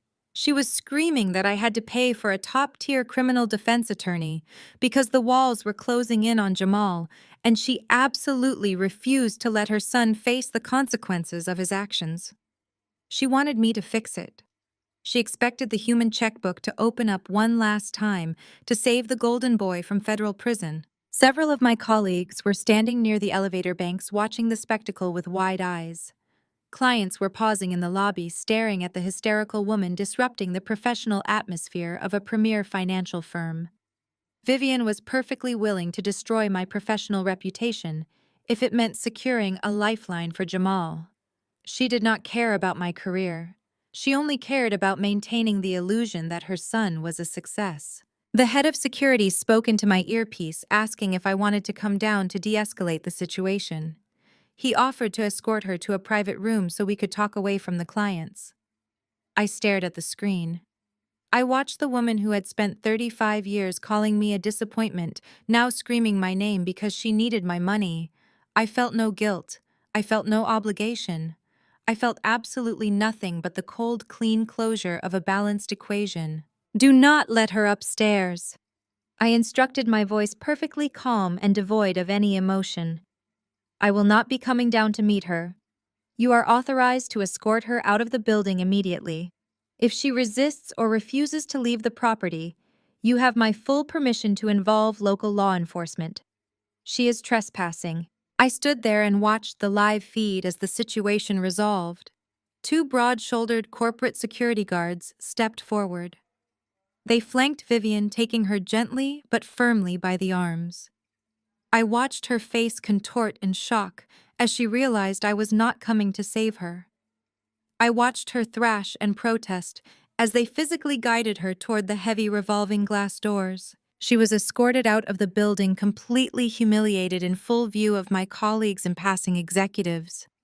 She was deposited onto the downtown sidewalk, staring up at the towering glass skyscraper, realizing that she had permanently lost access to the only daughter who could have saved her. The reality of her choices had finally locked her out. I ended the call and walked back into the glass conference room, taking my seat at the head of the table. I picked up my pen and seamlessly resumed the risk assessment meeting without missing a single beat. My pulse did not even elevate. The emotional manipulation that had controlled me for decades was completely gone. An hour later, the meeting wrapped up. I returned to my private corner office and sat down in my leather chair. I looked out the massive window at the sprawling city below. The 30-day eviction clock was nearly out. The house on Oakwood Drive would be vacant within a matter of days. The title was clear. The asset was secured. The Wilson family legacy was officially liquidated. Just as I reached for my coffee, my private cell phone rang. It was a secure, encrypted line. The caller ID displayed Tara Vance. I answered the call expecting a standard update on the property transfer documents or confirmation that the eviction notice had been executed without incident. Tara did not bother with pleasantries. Her voice was sharp and entirely devoid of its usual sarcastic amusement. The tone immediately commanded my full attention. Maya, we have a major development, Tara stated the words, clipping through the speaker with rapid-fire precision. The secondary bridge lender did not just default the note and initiate a civil suit against Jamal. They realized the depth of the forged collateral disclosures, and they took the entire file straight to the federal authorities. I sat up straight, gripping the edge of my desk. What exactly are you saying, Tara? I am saying the civil matter just became a federal criminal issue, Tara replied. I just received a courtesy call from a contact I have in the Department of Justice. The Federal Bureau of Investigation has officially opened a criminal probe into your brother. They are moving forward with multiple counts of wire fraud and federal bank fraud. The grand jury subpoenas are being drafted as we speak. Jamal is not just losing the house, Maya. He is going to be indicted. Day 28 arrived with the heavy, hollow echo of packing tape ripping across cardboard. The sound reverberated through the empty hallways of the Oakwood Drive house, serving as a constant mechanical reminder that the 30-day eviction clock was about to run out entirely. 48 hours remained until the county sheriff would arrive to change the locks and forcibly remove any occupants still lingering inside. Vivian stood in the center of her massive gourmet kitchen, wrapping a single chipped coffee mug in old newspaper. The grand marble countertops, which had hosted decades of catered holiday parties and country club brunches, were now cluttered with cheap moving boxes and trash bags. The crystal stemware was already gone. The imported Italian dining table had been sold to an estate liquidator for a fraction of its value just to cover the security deposit and first month of rent at their new residence. That new residence was a brutal, stark reality that neither of my parents had fully processed yet. With their credit destroyed by Jamal defaulted loans and their personal savings completely drained by his offshore transfers, they had zero options in their preferred zip code. They had been forced to sign a lease on a cramped two-bedroom apartment in a decades-old complex on the industrial side of the city. The new apartment featured peeling linoleum floors, water-stained popcorn ceilings, and a lingering smell of bleach attempting to mask the scent of old cooking oil. It was exactly the kind of place Vivian used to roll her eyes at when driving past on her way to charity luncheons. Now it was the only roof they could afford. Vivian placed the wrapped mug into a box and stared blankly out the bay window into the manicured backyard. The landscaping service had been canceled weeks ago. The grass was already growing long and unruly. She had spent her entire adult life curating an image of effortless upper-class superiority. She had worn the right clothes, joined the right committees, and proudly presented her son as the ultimate symbol of her successful parenting. That son was currently entirely unreachable. Following Tara's strategic delivery of the forensic audit to the federal authorities, the FBI had moved with terrifying speed. Jamal's bank accounts were frozen. His passport was confiscated. He was currently confined to a cheap motel, relying on a court-appointed public defender, because every dollar he had stolen was now locked in federal evidence lockers. Chloe had completely abandoned him, taking their remaining unencumbered assets, and launching a relentless daily social media campaign that painted Jamal as a master manipulator who had conned his innocent pregnant wife. Jamal was fighting for his actual freedom, leaving his parents to face their homelessness completely alone. In the formal living room, Calvin was experiencing the total collapse of his patriarchal authority. He stood in the center of the room, surrounded by the ghost outlines of furniture that had already been hauled away. For 30 years, this room had been his sanctuary. This was where he sat in his leather recliner, dispensing judgment and dictating the rules of our family. This was where he had repeatedly told me that I needed to understand my place. This was where he had handed Jamal the keys to the kingdom. Now the room was just an empty box of drywall and echoing hardwood. Calvin looked at his hands. They were trembling uncontrollably. He had spent the last 27 days trying to find a loophole, a legal maneuver, or an old business contact who would grant him a predatory loan to save the house. He had called every favor he had ever earned. He had swallowed his pride and begged the men he used to golf with for a lifeline. Every single door had slammed shut in his face. The social contagion of federal wire fraud was absolute. Nobody wanted their name attached to Calvin Wilson while his son was being actively investigated by the Department of Justice. The community had exiled them with brutal efficiency. Calvin walked over to a stack of moving boxes near the front door. He leaned heavily against the wall, his chest rising and falling in shallow, defeated breaths. He looked at the heavy oak front door. He knew that in 2 days, deputies in uniform would walk through that door and order him off the property. The absolute finality of his defeat washed over him. The anger and the blustering pride that had fueled him during the mediation meeting were completely burned out. There was nothing left but raw, pathetic desperation. With shaking fingers, Calvin reached into his pocket and pulled out his cell phone. He stared at the screen for a long time, watching his lock screen illuminate. He opened his contacts and scrolled past the disconnected numbers of his former friends and the silent number of his indicted son. He pressed the call button next to my name. 15 miles away, in the pristine, climate-controlled environment of my corner corporate office, my desk phone vibrated. I was in the middle of reviewing a complex quarterly tax projection for a legitimate international logistics client. The sunlight poured through the floor-to-ceiling windows, casting bright, clean geometric lines across my polished glass desk. My professional world was perfectly ordered, entirely rational, and completely under my control. I looked down at the vibrating phone. The caller ID glowed with 2 words, Calvin Wilson. I did not reach for the receiver. I did not hit the decline button. I simply leaned back in my ergonomic leather chair, folded my hands in my lap, and watched the screen light up. I let it ring. The vibration buzzed against the glass surface, sending a low, rhythmic hum through the quiet office. It rang 4 times. Then the screen went dark. A second later, a small icon appeared indicating a new voicemail message. I picked up my pen and considered ignoring the message entirely. I had work to do. I had a multi-million-dollar account to balance. But the forensic accountant in me demanded that I review every piece of data before closing a file. I tapped the screen, entered my passcode, and pressed play. I placed the phone flat on the desk, letting the speakerphone amplify the sound into the quiet room. There was a long, heavy pause filled with the sound of static and ragged breathing. Then, Calvin's voice filled my office. Maya, please do not delete this, please. It is your father. His voice cracked immediately. It was a jarring sound. I had never heard Calvin Wilson cry. I had seen him angry. I had seen him arrogant. I had seen him dismissive. But the man on the recording was weeping.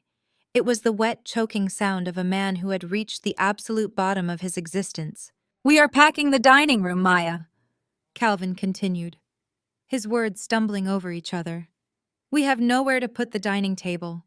The new apartment is so small. It is so dirty, Maya. We cannot live there.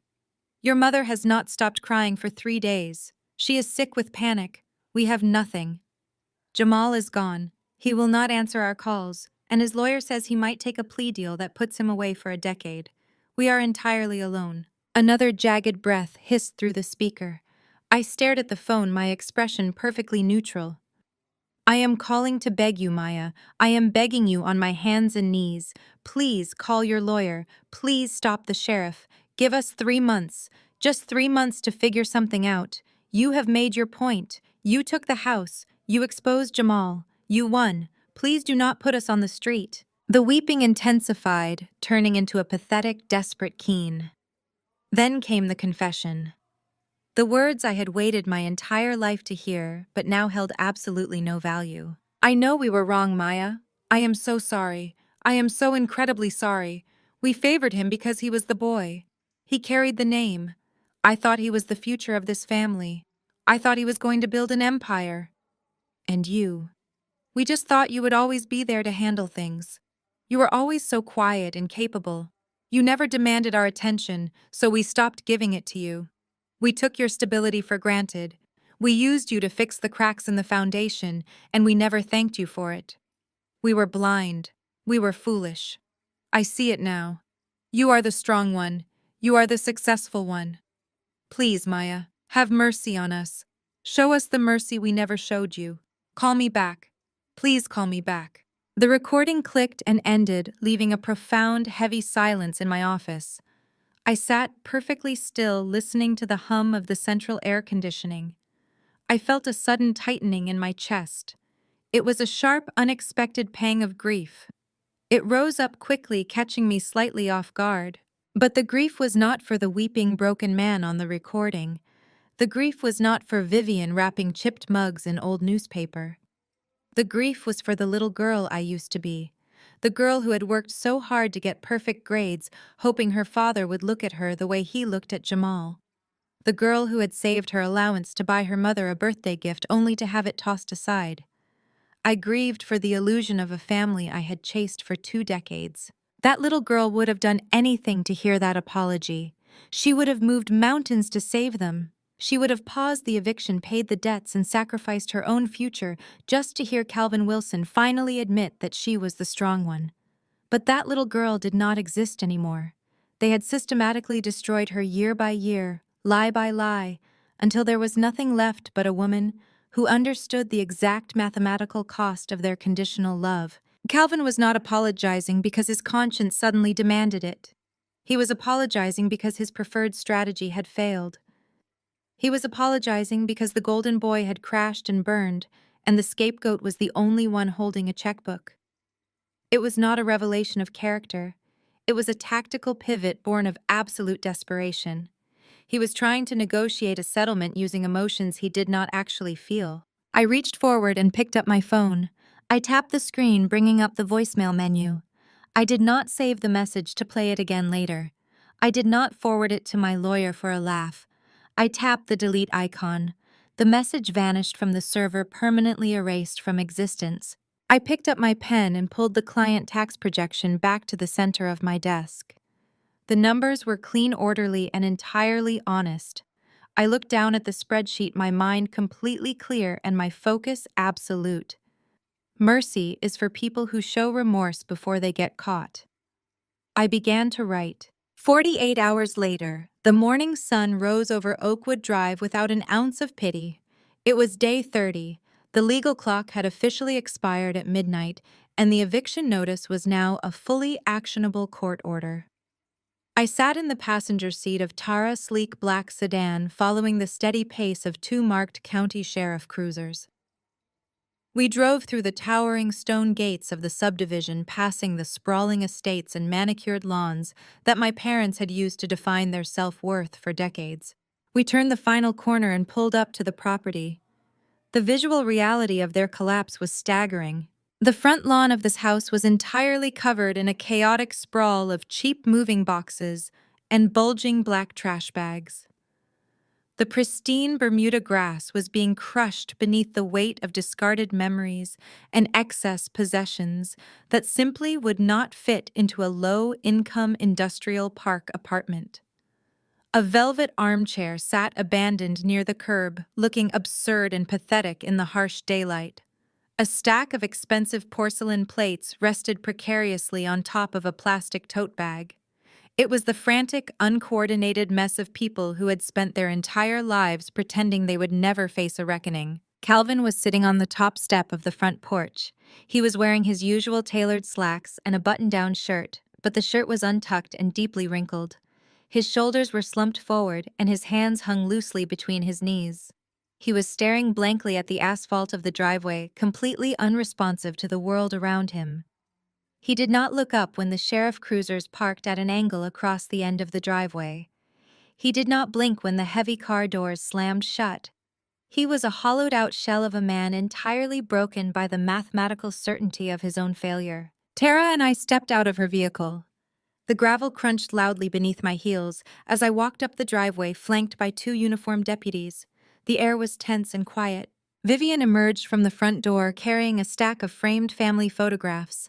She stopped dead in her tracks when she saw the uniforms. Her hair was unkempt, and the deep circles under her eyes spoke of days without sleep. When her gaze shifted from the deputies to me, her face twisted into a mask of pure venomous hatred. She clutched the picture frames tightly to her chest, but she did not say a word. She knew she had absolutely no leverage left. The lead deputy stepped forward, resting his hand casually on his duty belt. "Mr. and Mrs. Wilson," the deputy said, his voice loud and authoritative. "The 30-day period has expired. This property is now under the legal possession of Apex Holdings. You are required to vacate the premises immediately.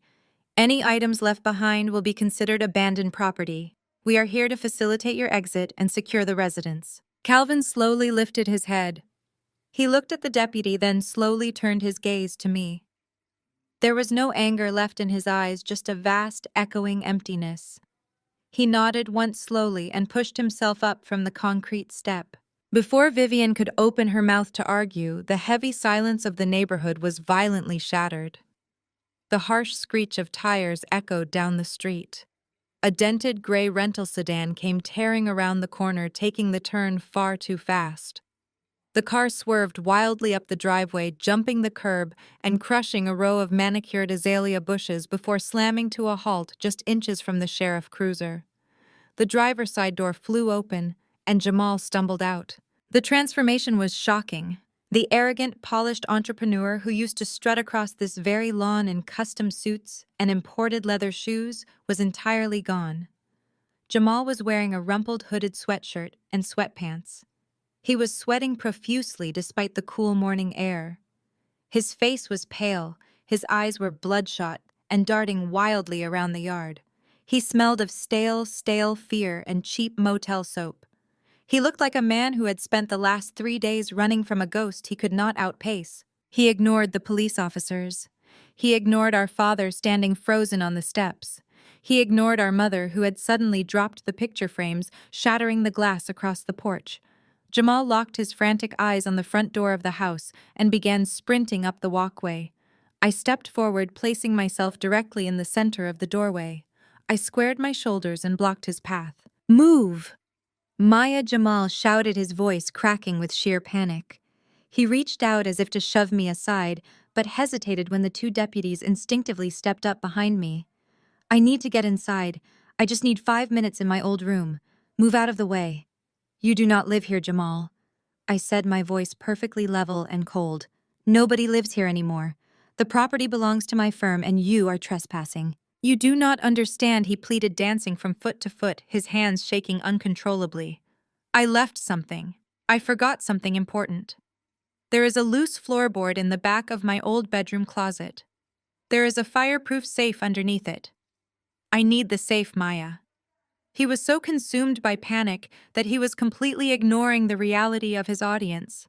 He was standing in front of 2 sworn law enforcement officers, and he was unspooling his own secrets. I stared at him, letting the silence stretch just long enough to make him sweat more. "What is in the safe, Jamal?" "Cash?" he blurted out, running a trembling hand over his face. "It is cash. It is the last of the operational funds. It is the investor money Chloe did not know about. I need it. My accounts are totally frozen. My lawyer will not even return my calls unless I give him a retainer, and I cannot access the offshore wallets without the digital keys. The keys are in the safe. Maya, please. You took the house. You exposed the bridge loan. Just let me have the safe so I can hire a defense attorney. They are going to put me in a federal penitentiary." The confession hung in the crisp morning air, absolute and undeniable. He had just admitted to hoarding stolen investor cash in a hidden floorboard safe. Tara stepped forward from the bottom of the porch stairs. She looked at the lead deputy and gave a small confirming nod. The deputy reached for his radio, pressing the button on his shoulder. "Dispatch, this is Unit 4. We have a positive identification on Jamal Wilson at the Oakwood address. Please confirm the status of the federal warrant." A moment later, the radio crackled. "Unit 4 federal warrant is active and confirmed. FBI field office has requested immediate detainment for wire fraud and bank fraud." Jamal's eyes went wide. He looked at the radio, then at the deputies, then at me. The realization hit him with the force of a freight train. There was no safe exit. There was no magical business deal that was going to save him. The reality he had spent years avoiding had finally caught up and tackled him to the ground.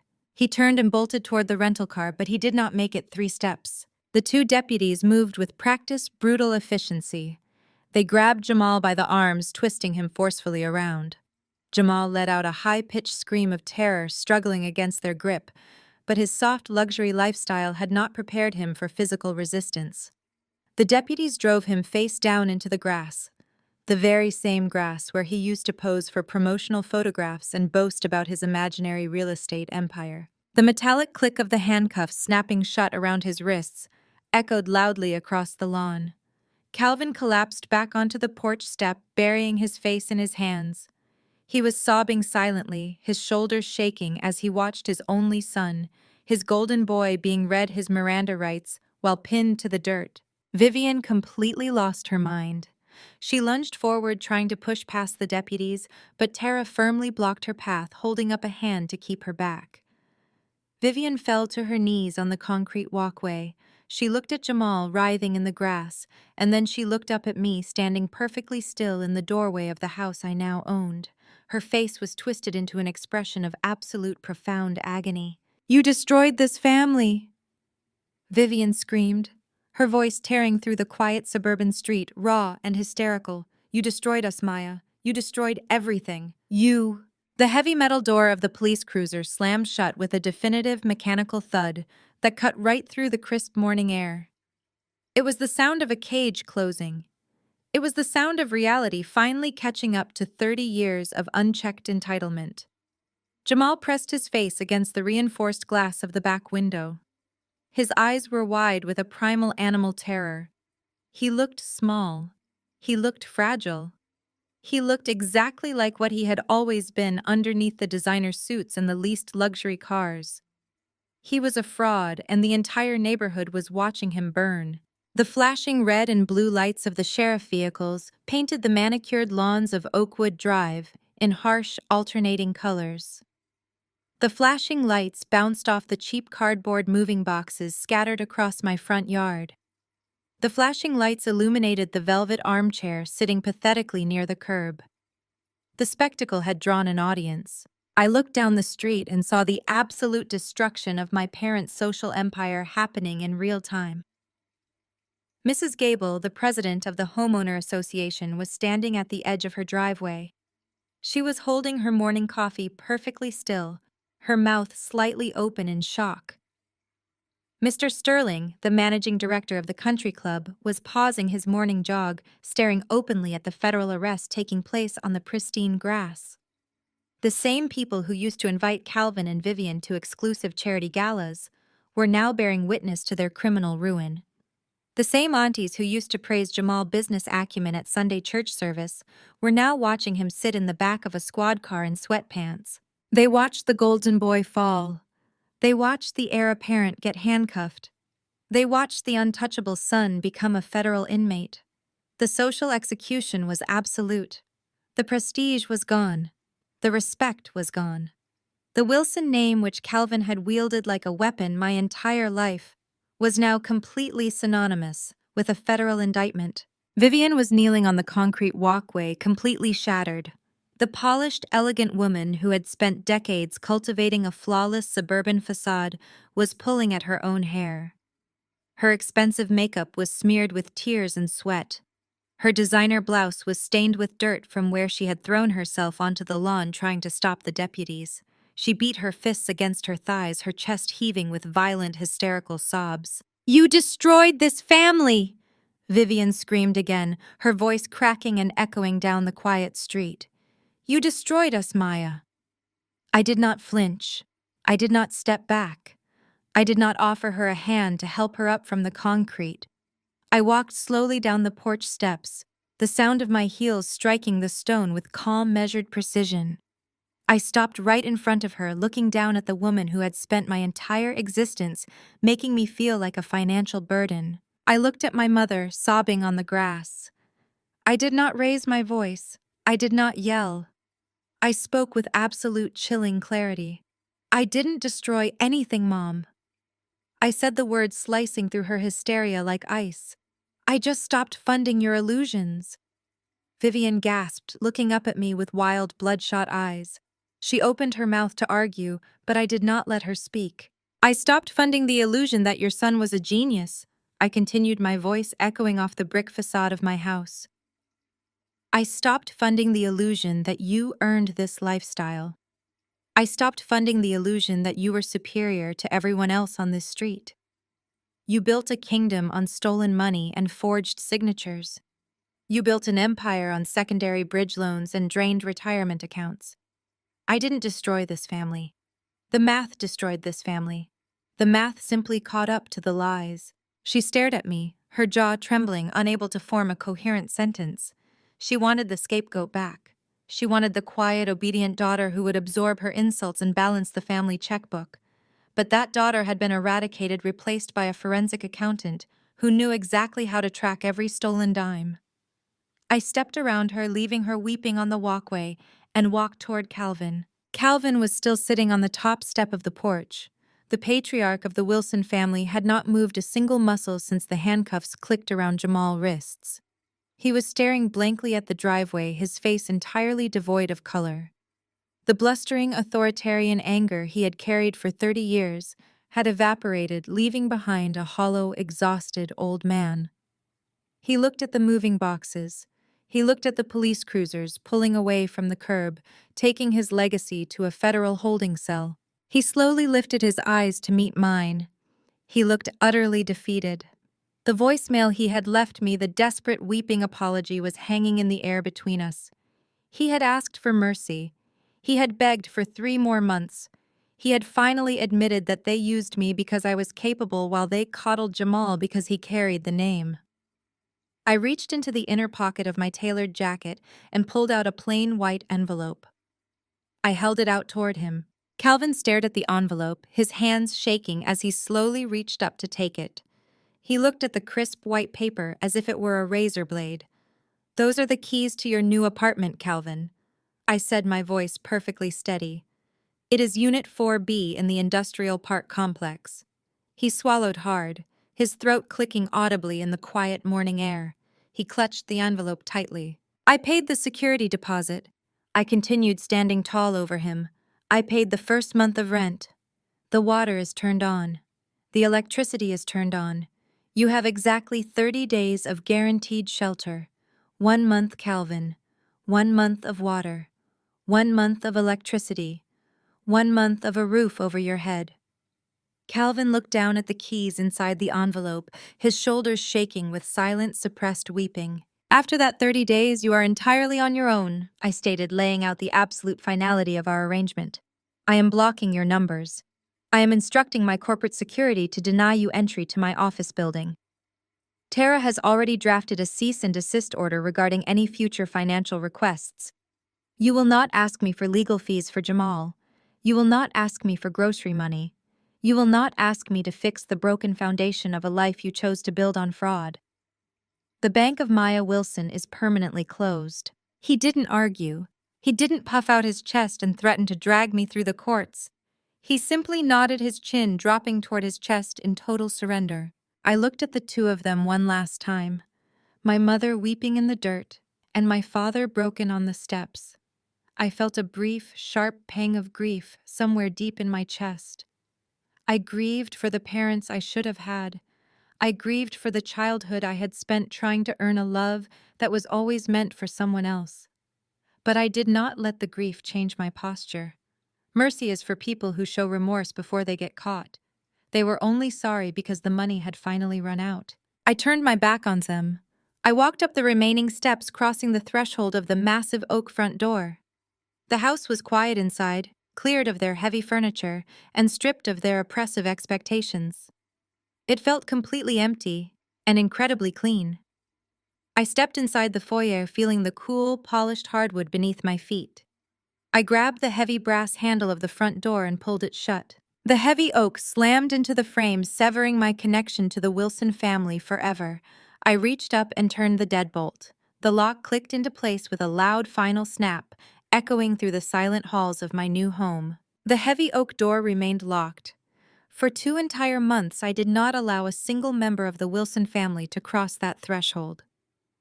The silence in the house during those first few weeks was absolute, but it was soon replaced by the violent, beautiful symphony of destruction. I hired the most aggressive demolition crew in the city. I gave the foreman a single overarching directive. I wanted every trace of my parents completely eradicated from the property. Tearing down the walls felt like performing a localized exorcism. I stood in the center of the living room wearing a dust mask and safety glasses, watching as workmen swung heavy sledgehammers into the drywall. Vivian had spent a fortune on custom floral wallpaper and imported Italian plaster.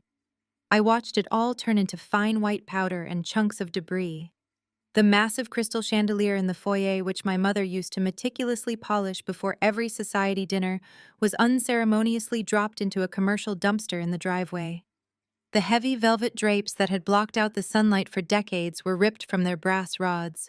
Calvin dark mahogany wood paneling in his home office was stripped away, exposing the bare wooden studs underneath. The custom-built bookshelves where he displayed his golf trophies and framed photos of Jamal were smashed into kindling. With every swing of a hammer and every screech of a pry bar peeling up the expensive hardwood floors, I felt a physical weight lifting from my shoulders. The suffocating atmosphere of conditional love and constant criticism was being physically dismantled. I was not just renovating a piece of real estate. I was systematically dismantling the psychological prison I had grown up in. The most satisfying demolition occurred on the second floor. Jamal had occupied the master suite. Calvin and Vivian had actually given their golden boy the largest bedroom in the house, complete with a custom walk-in closet and a private balcony. The contractors brought in industrial saws to cut through his custom raised platform bed. It was during the dismantling of Jamal's sprawling closet that the renovation took a sudden and highly lucrative turn. It was a Tuesday afternoon. The air conditioning was shut off, and the house smelled of sawdust and raw pine. The foreman walked down the stairs and found me reviewing tile samples on a folding table in the gutted kitchen. He wiped sweat from his forehead and asked me to follow him upstairs.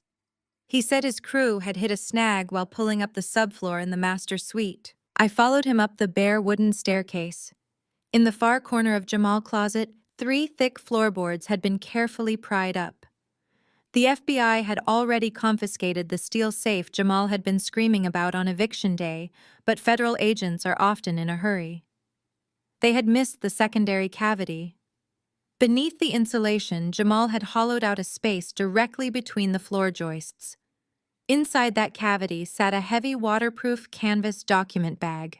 I knelt on the dusty floor and unzipped the heavy canvas. Jamal had always been arrogant, but I never realized just how sloppy his arrogance had made him. The bag was packed tight with physical evidence. There were stacks of forged property appraisals with the authentic signatures cut and pasted from other documents. There were fake bank statements designed to show liquidity that never existed. But the most damning items were the physical ledgers. Jamal had kept handwritten notes tracking the flow of stolen investor capital into offshore cryptocurrency wallets. He had meticulously documented his own fraud, complete with routing numbers, passcodes, and the names of the specific shell companies he had used to launder the cash. He had written out his entire criminal conspiracy in his own careless handwriting. I sat back on my heels staring at the waterproof bag. Jamal had built a massive house of cards and kept the blueprints hidden under his shoes. This was the exact evidence the federal investigators needed to prove premeditation and intent. This was the difference between a slap on the wrist, white-collar plea deal and a mandatory minimum sentence in a federal penitentiary. I did not feel a single ounce of familial loyalty. I did not hesitate.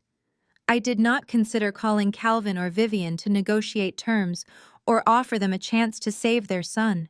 I walked out to my car and placed the canvas bag in the trunk. I called Tara immediately. She answered on the second ring. I told her I had found something during the demolition that the Department of Justice would be extremely interested in seeing. Tara drove straight to the house.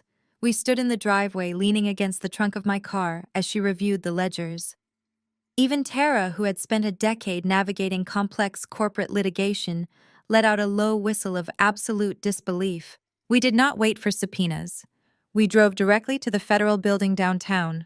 Tara used her connections to secure an immediate meeting with the lead prosecutor handling the Wilson wire fraud indictment. We sat in a sterile conference room with a recording device running and handed over the canvas bag. The prosecutor flipped through the handwritten ledgers and the forged appraisals. His eyes lit up with the predatory gleam of a lawyer who had just been handed an unlosable case. The prosecutor looked at me across the steel table and asked if I understood exactly what these documents meant for my brother. I looked him dead in the eye and told him I understood perfectly. 3 days later, the news broke on the local business channels. The federal grand jury had returned a superseding indictment against Jamal, adding 24 new counts of aggravated identity theft and conspiracy to commit wire fraud. The legal analysts on television confidently predicted that with the new physical evidence, Jamal would face upwards of 15 years in federal prison without the possibility of early parole.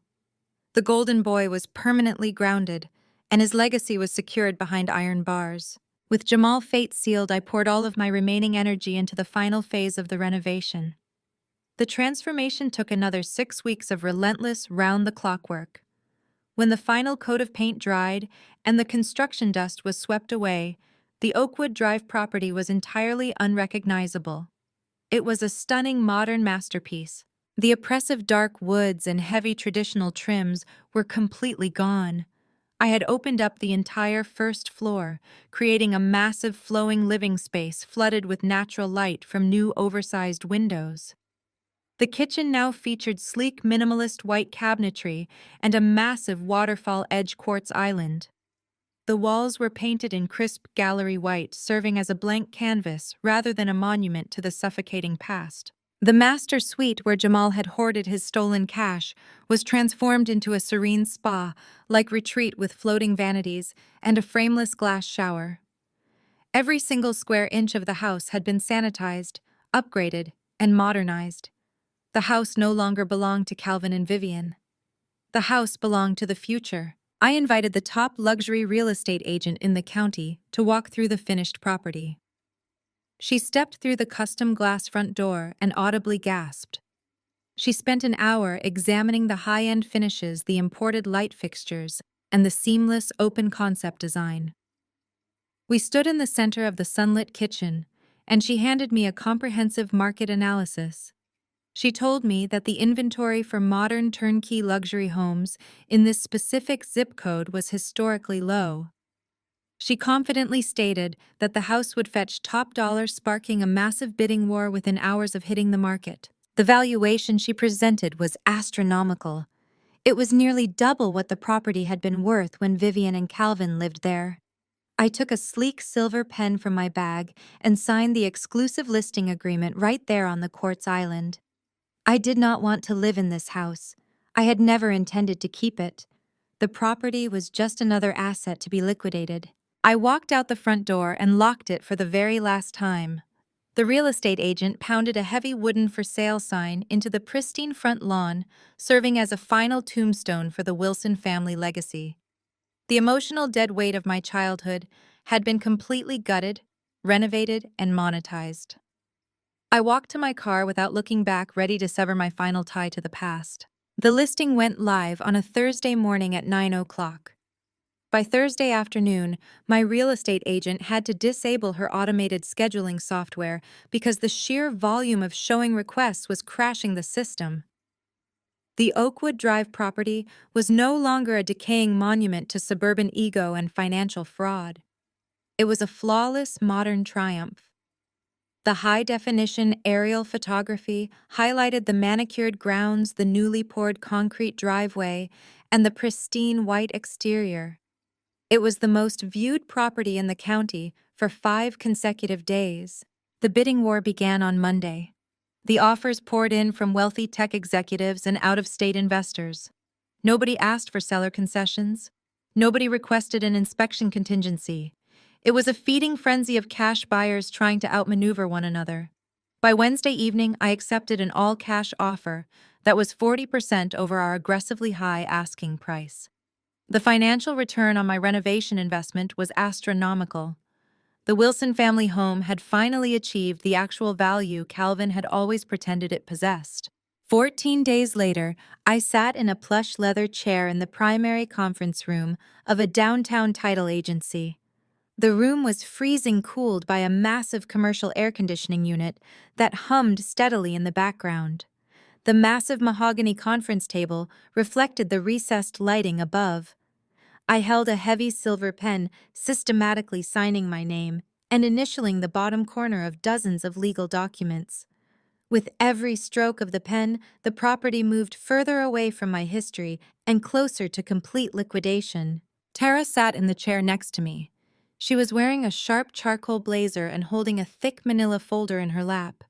She waited patiently while the escrow officer organized the final stack of disclosures. "While we wait for the wire transfer to clear the Federal Reserve," Tara said, keeping her voice low and perfectly modulated, "I thought you might appreciate a final status report. I had my team do a routine follow-up on the outstanding variables just to ensure our liability is permanently closed." I set the silver pen down on the polished wood. I folded my hands in my lap and gave her a slight nod. "Jamal was sentenced yesterday morning," Tara stated, opening the manila folder and sliding a printed court docket across the table. "The federal judge did not offer any leniency. The physical ledgers you found in the floorboards gave the prosecutors an airtight timeline of premeditated fraud. Jamal was convicted on all counts of wire fraud, bank fraud, and aggravated identity theft. He received a 15-year sentence in a federal correctional institution. There is no parole in the federal system. He will serve every single day of that sentence." I looked down at the court document. I felt my pulse beat steadily in my wrists. 15 years.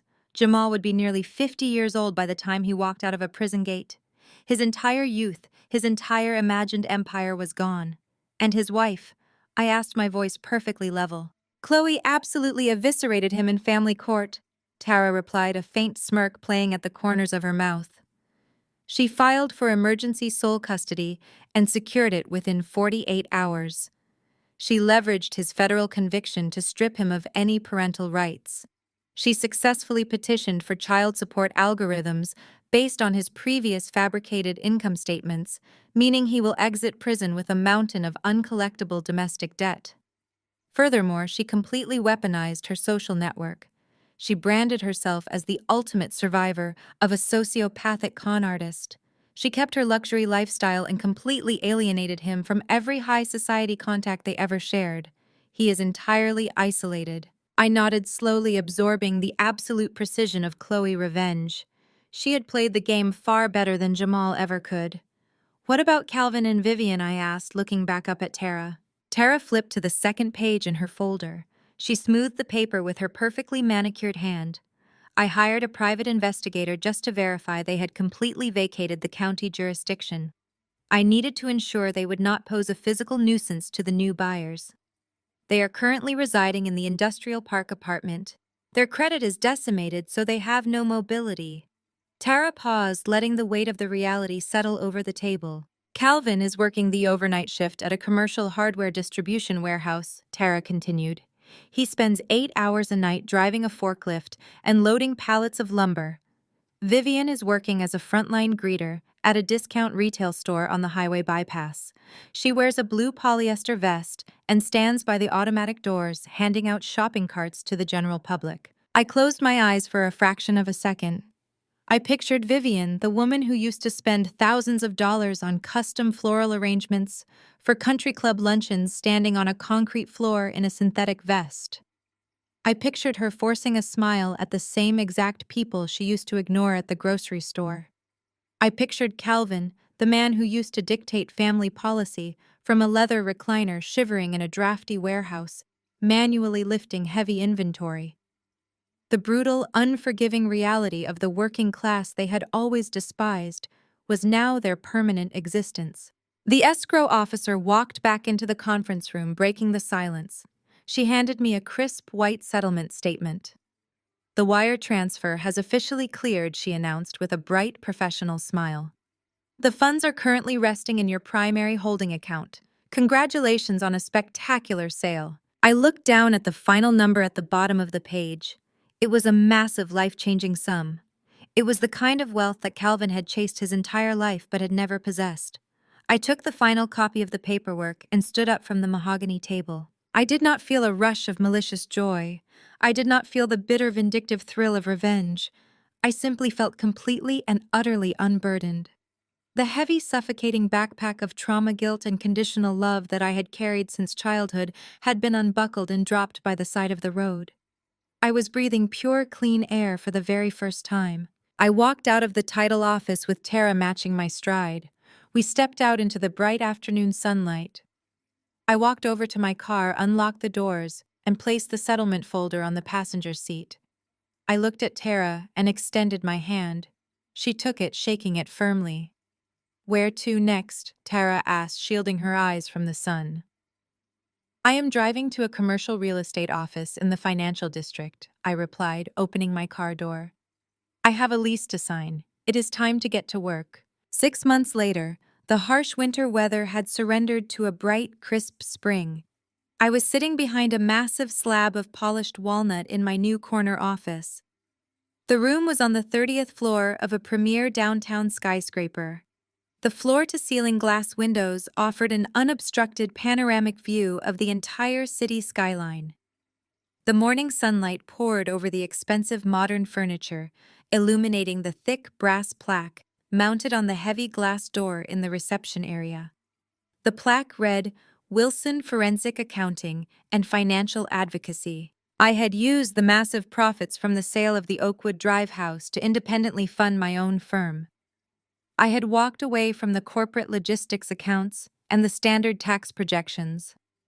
I had built a highly specialized agency dedicated entirely to dismantling complex financial fraud. I hired a team of elite investigators and aggressive paralegals. We tracked hidden assets. We broke through offshore shell companies. We audited ghost accounts. More importantly, I established a massive pro bono division within the firm. Half of my staff was dedicated entirely to helping victims of domestic financial abuse. We represented women whose husbands had hidden money, forged signatures, and drained joint accounts.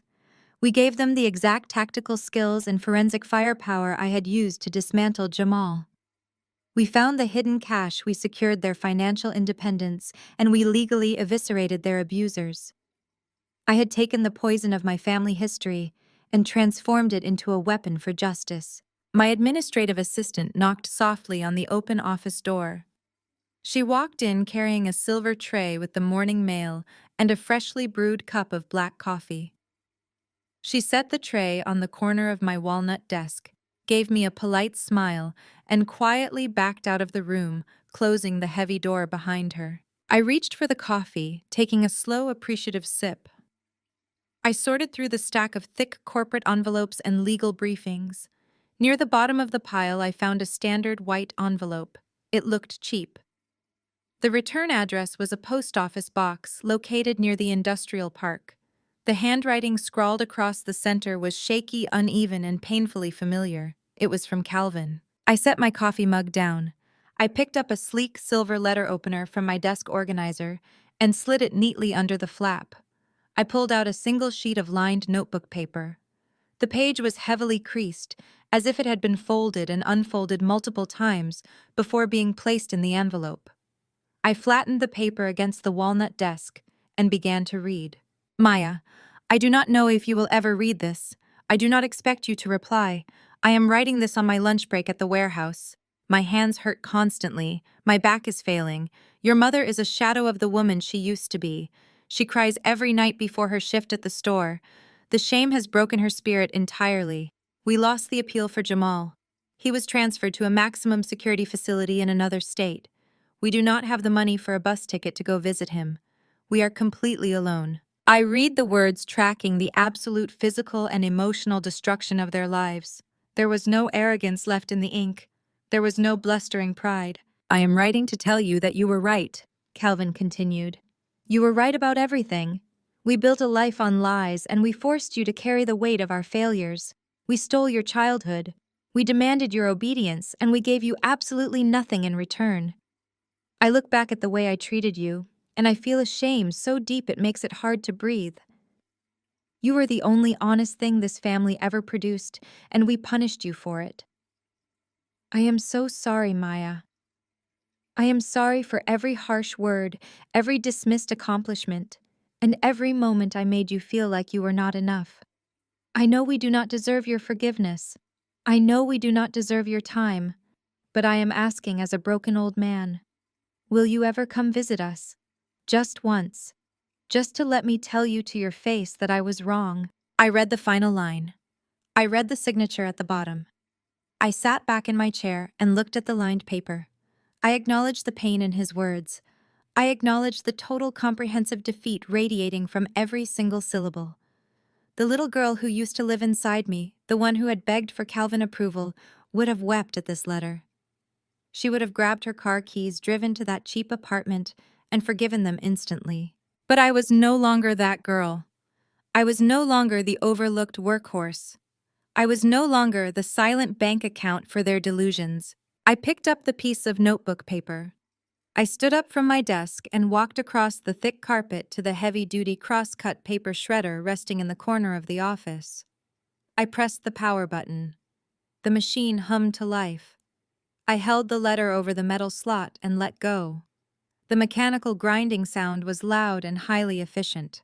Calvin's apology, his desperate plea for absolution, was instantly shredded into thousands of tiny, unreadable fragments of confetti. I walked over to the sleek bar cart resting against the far wall.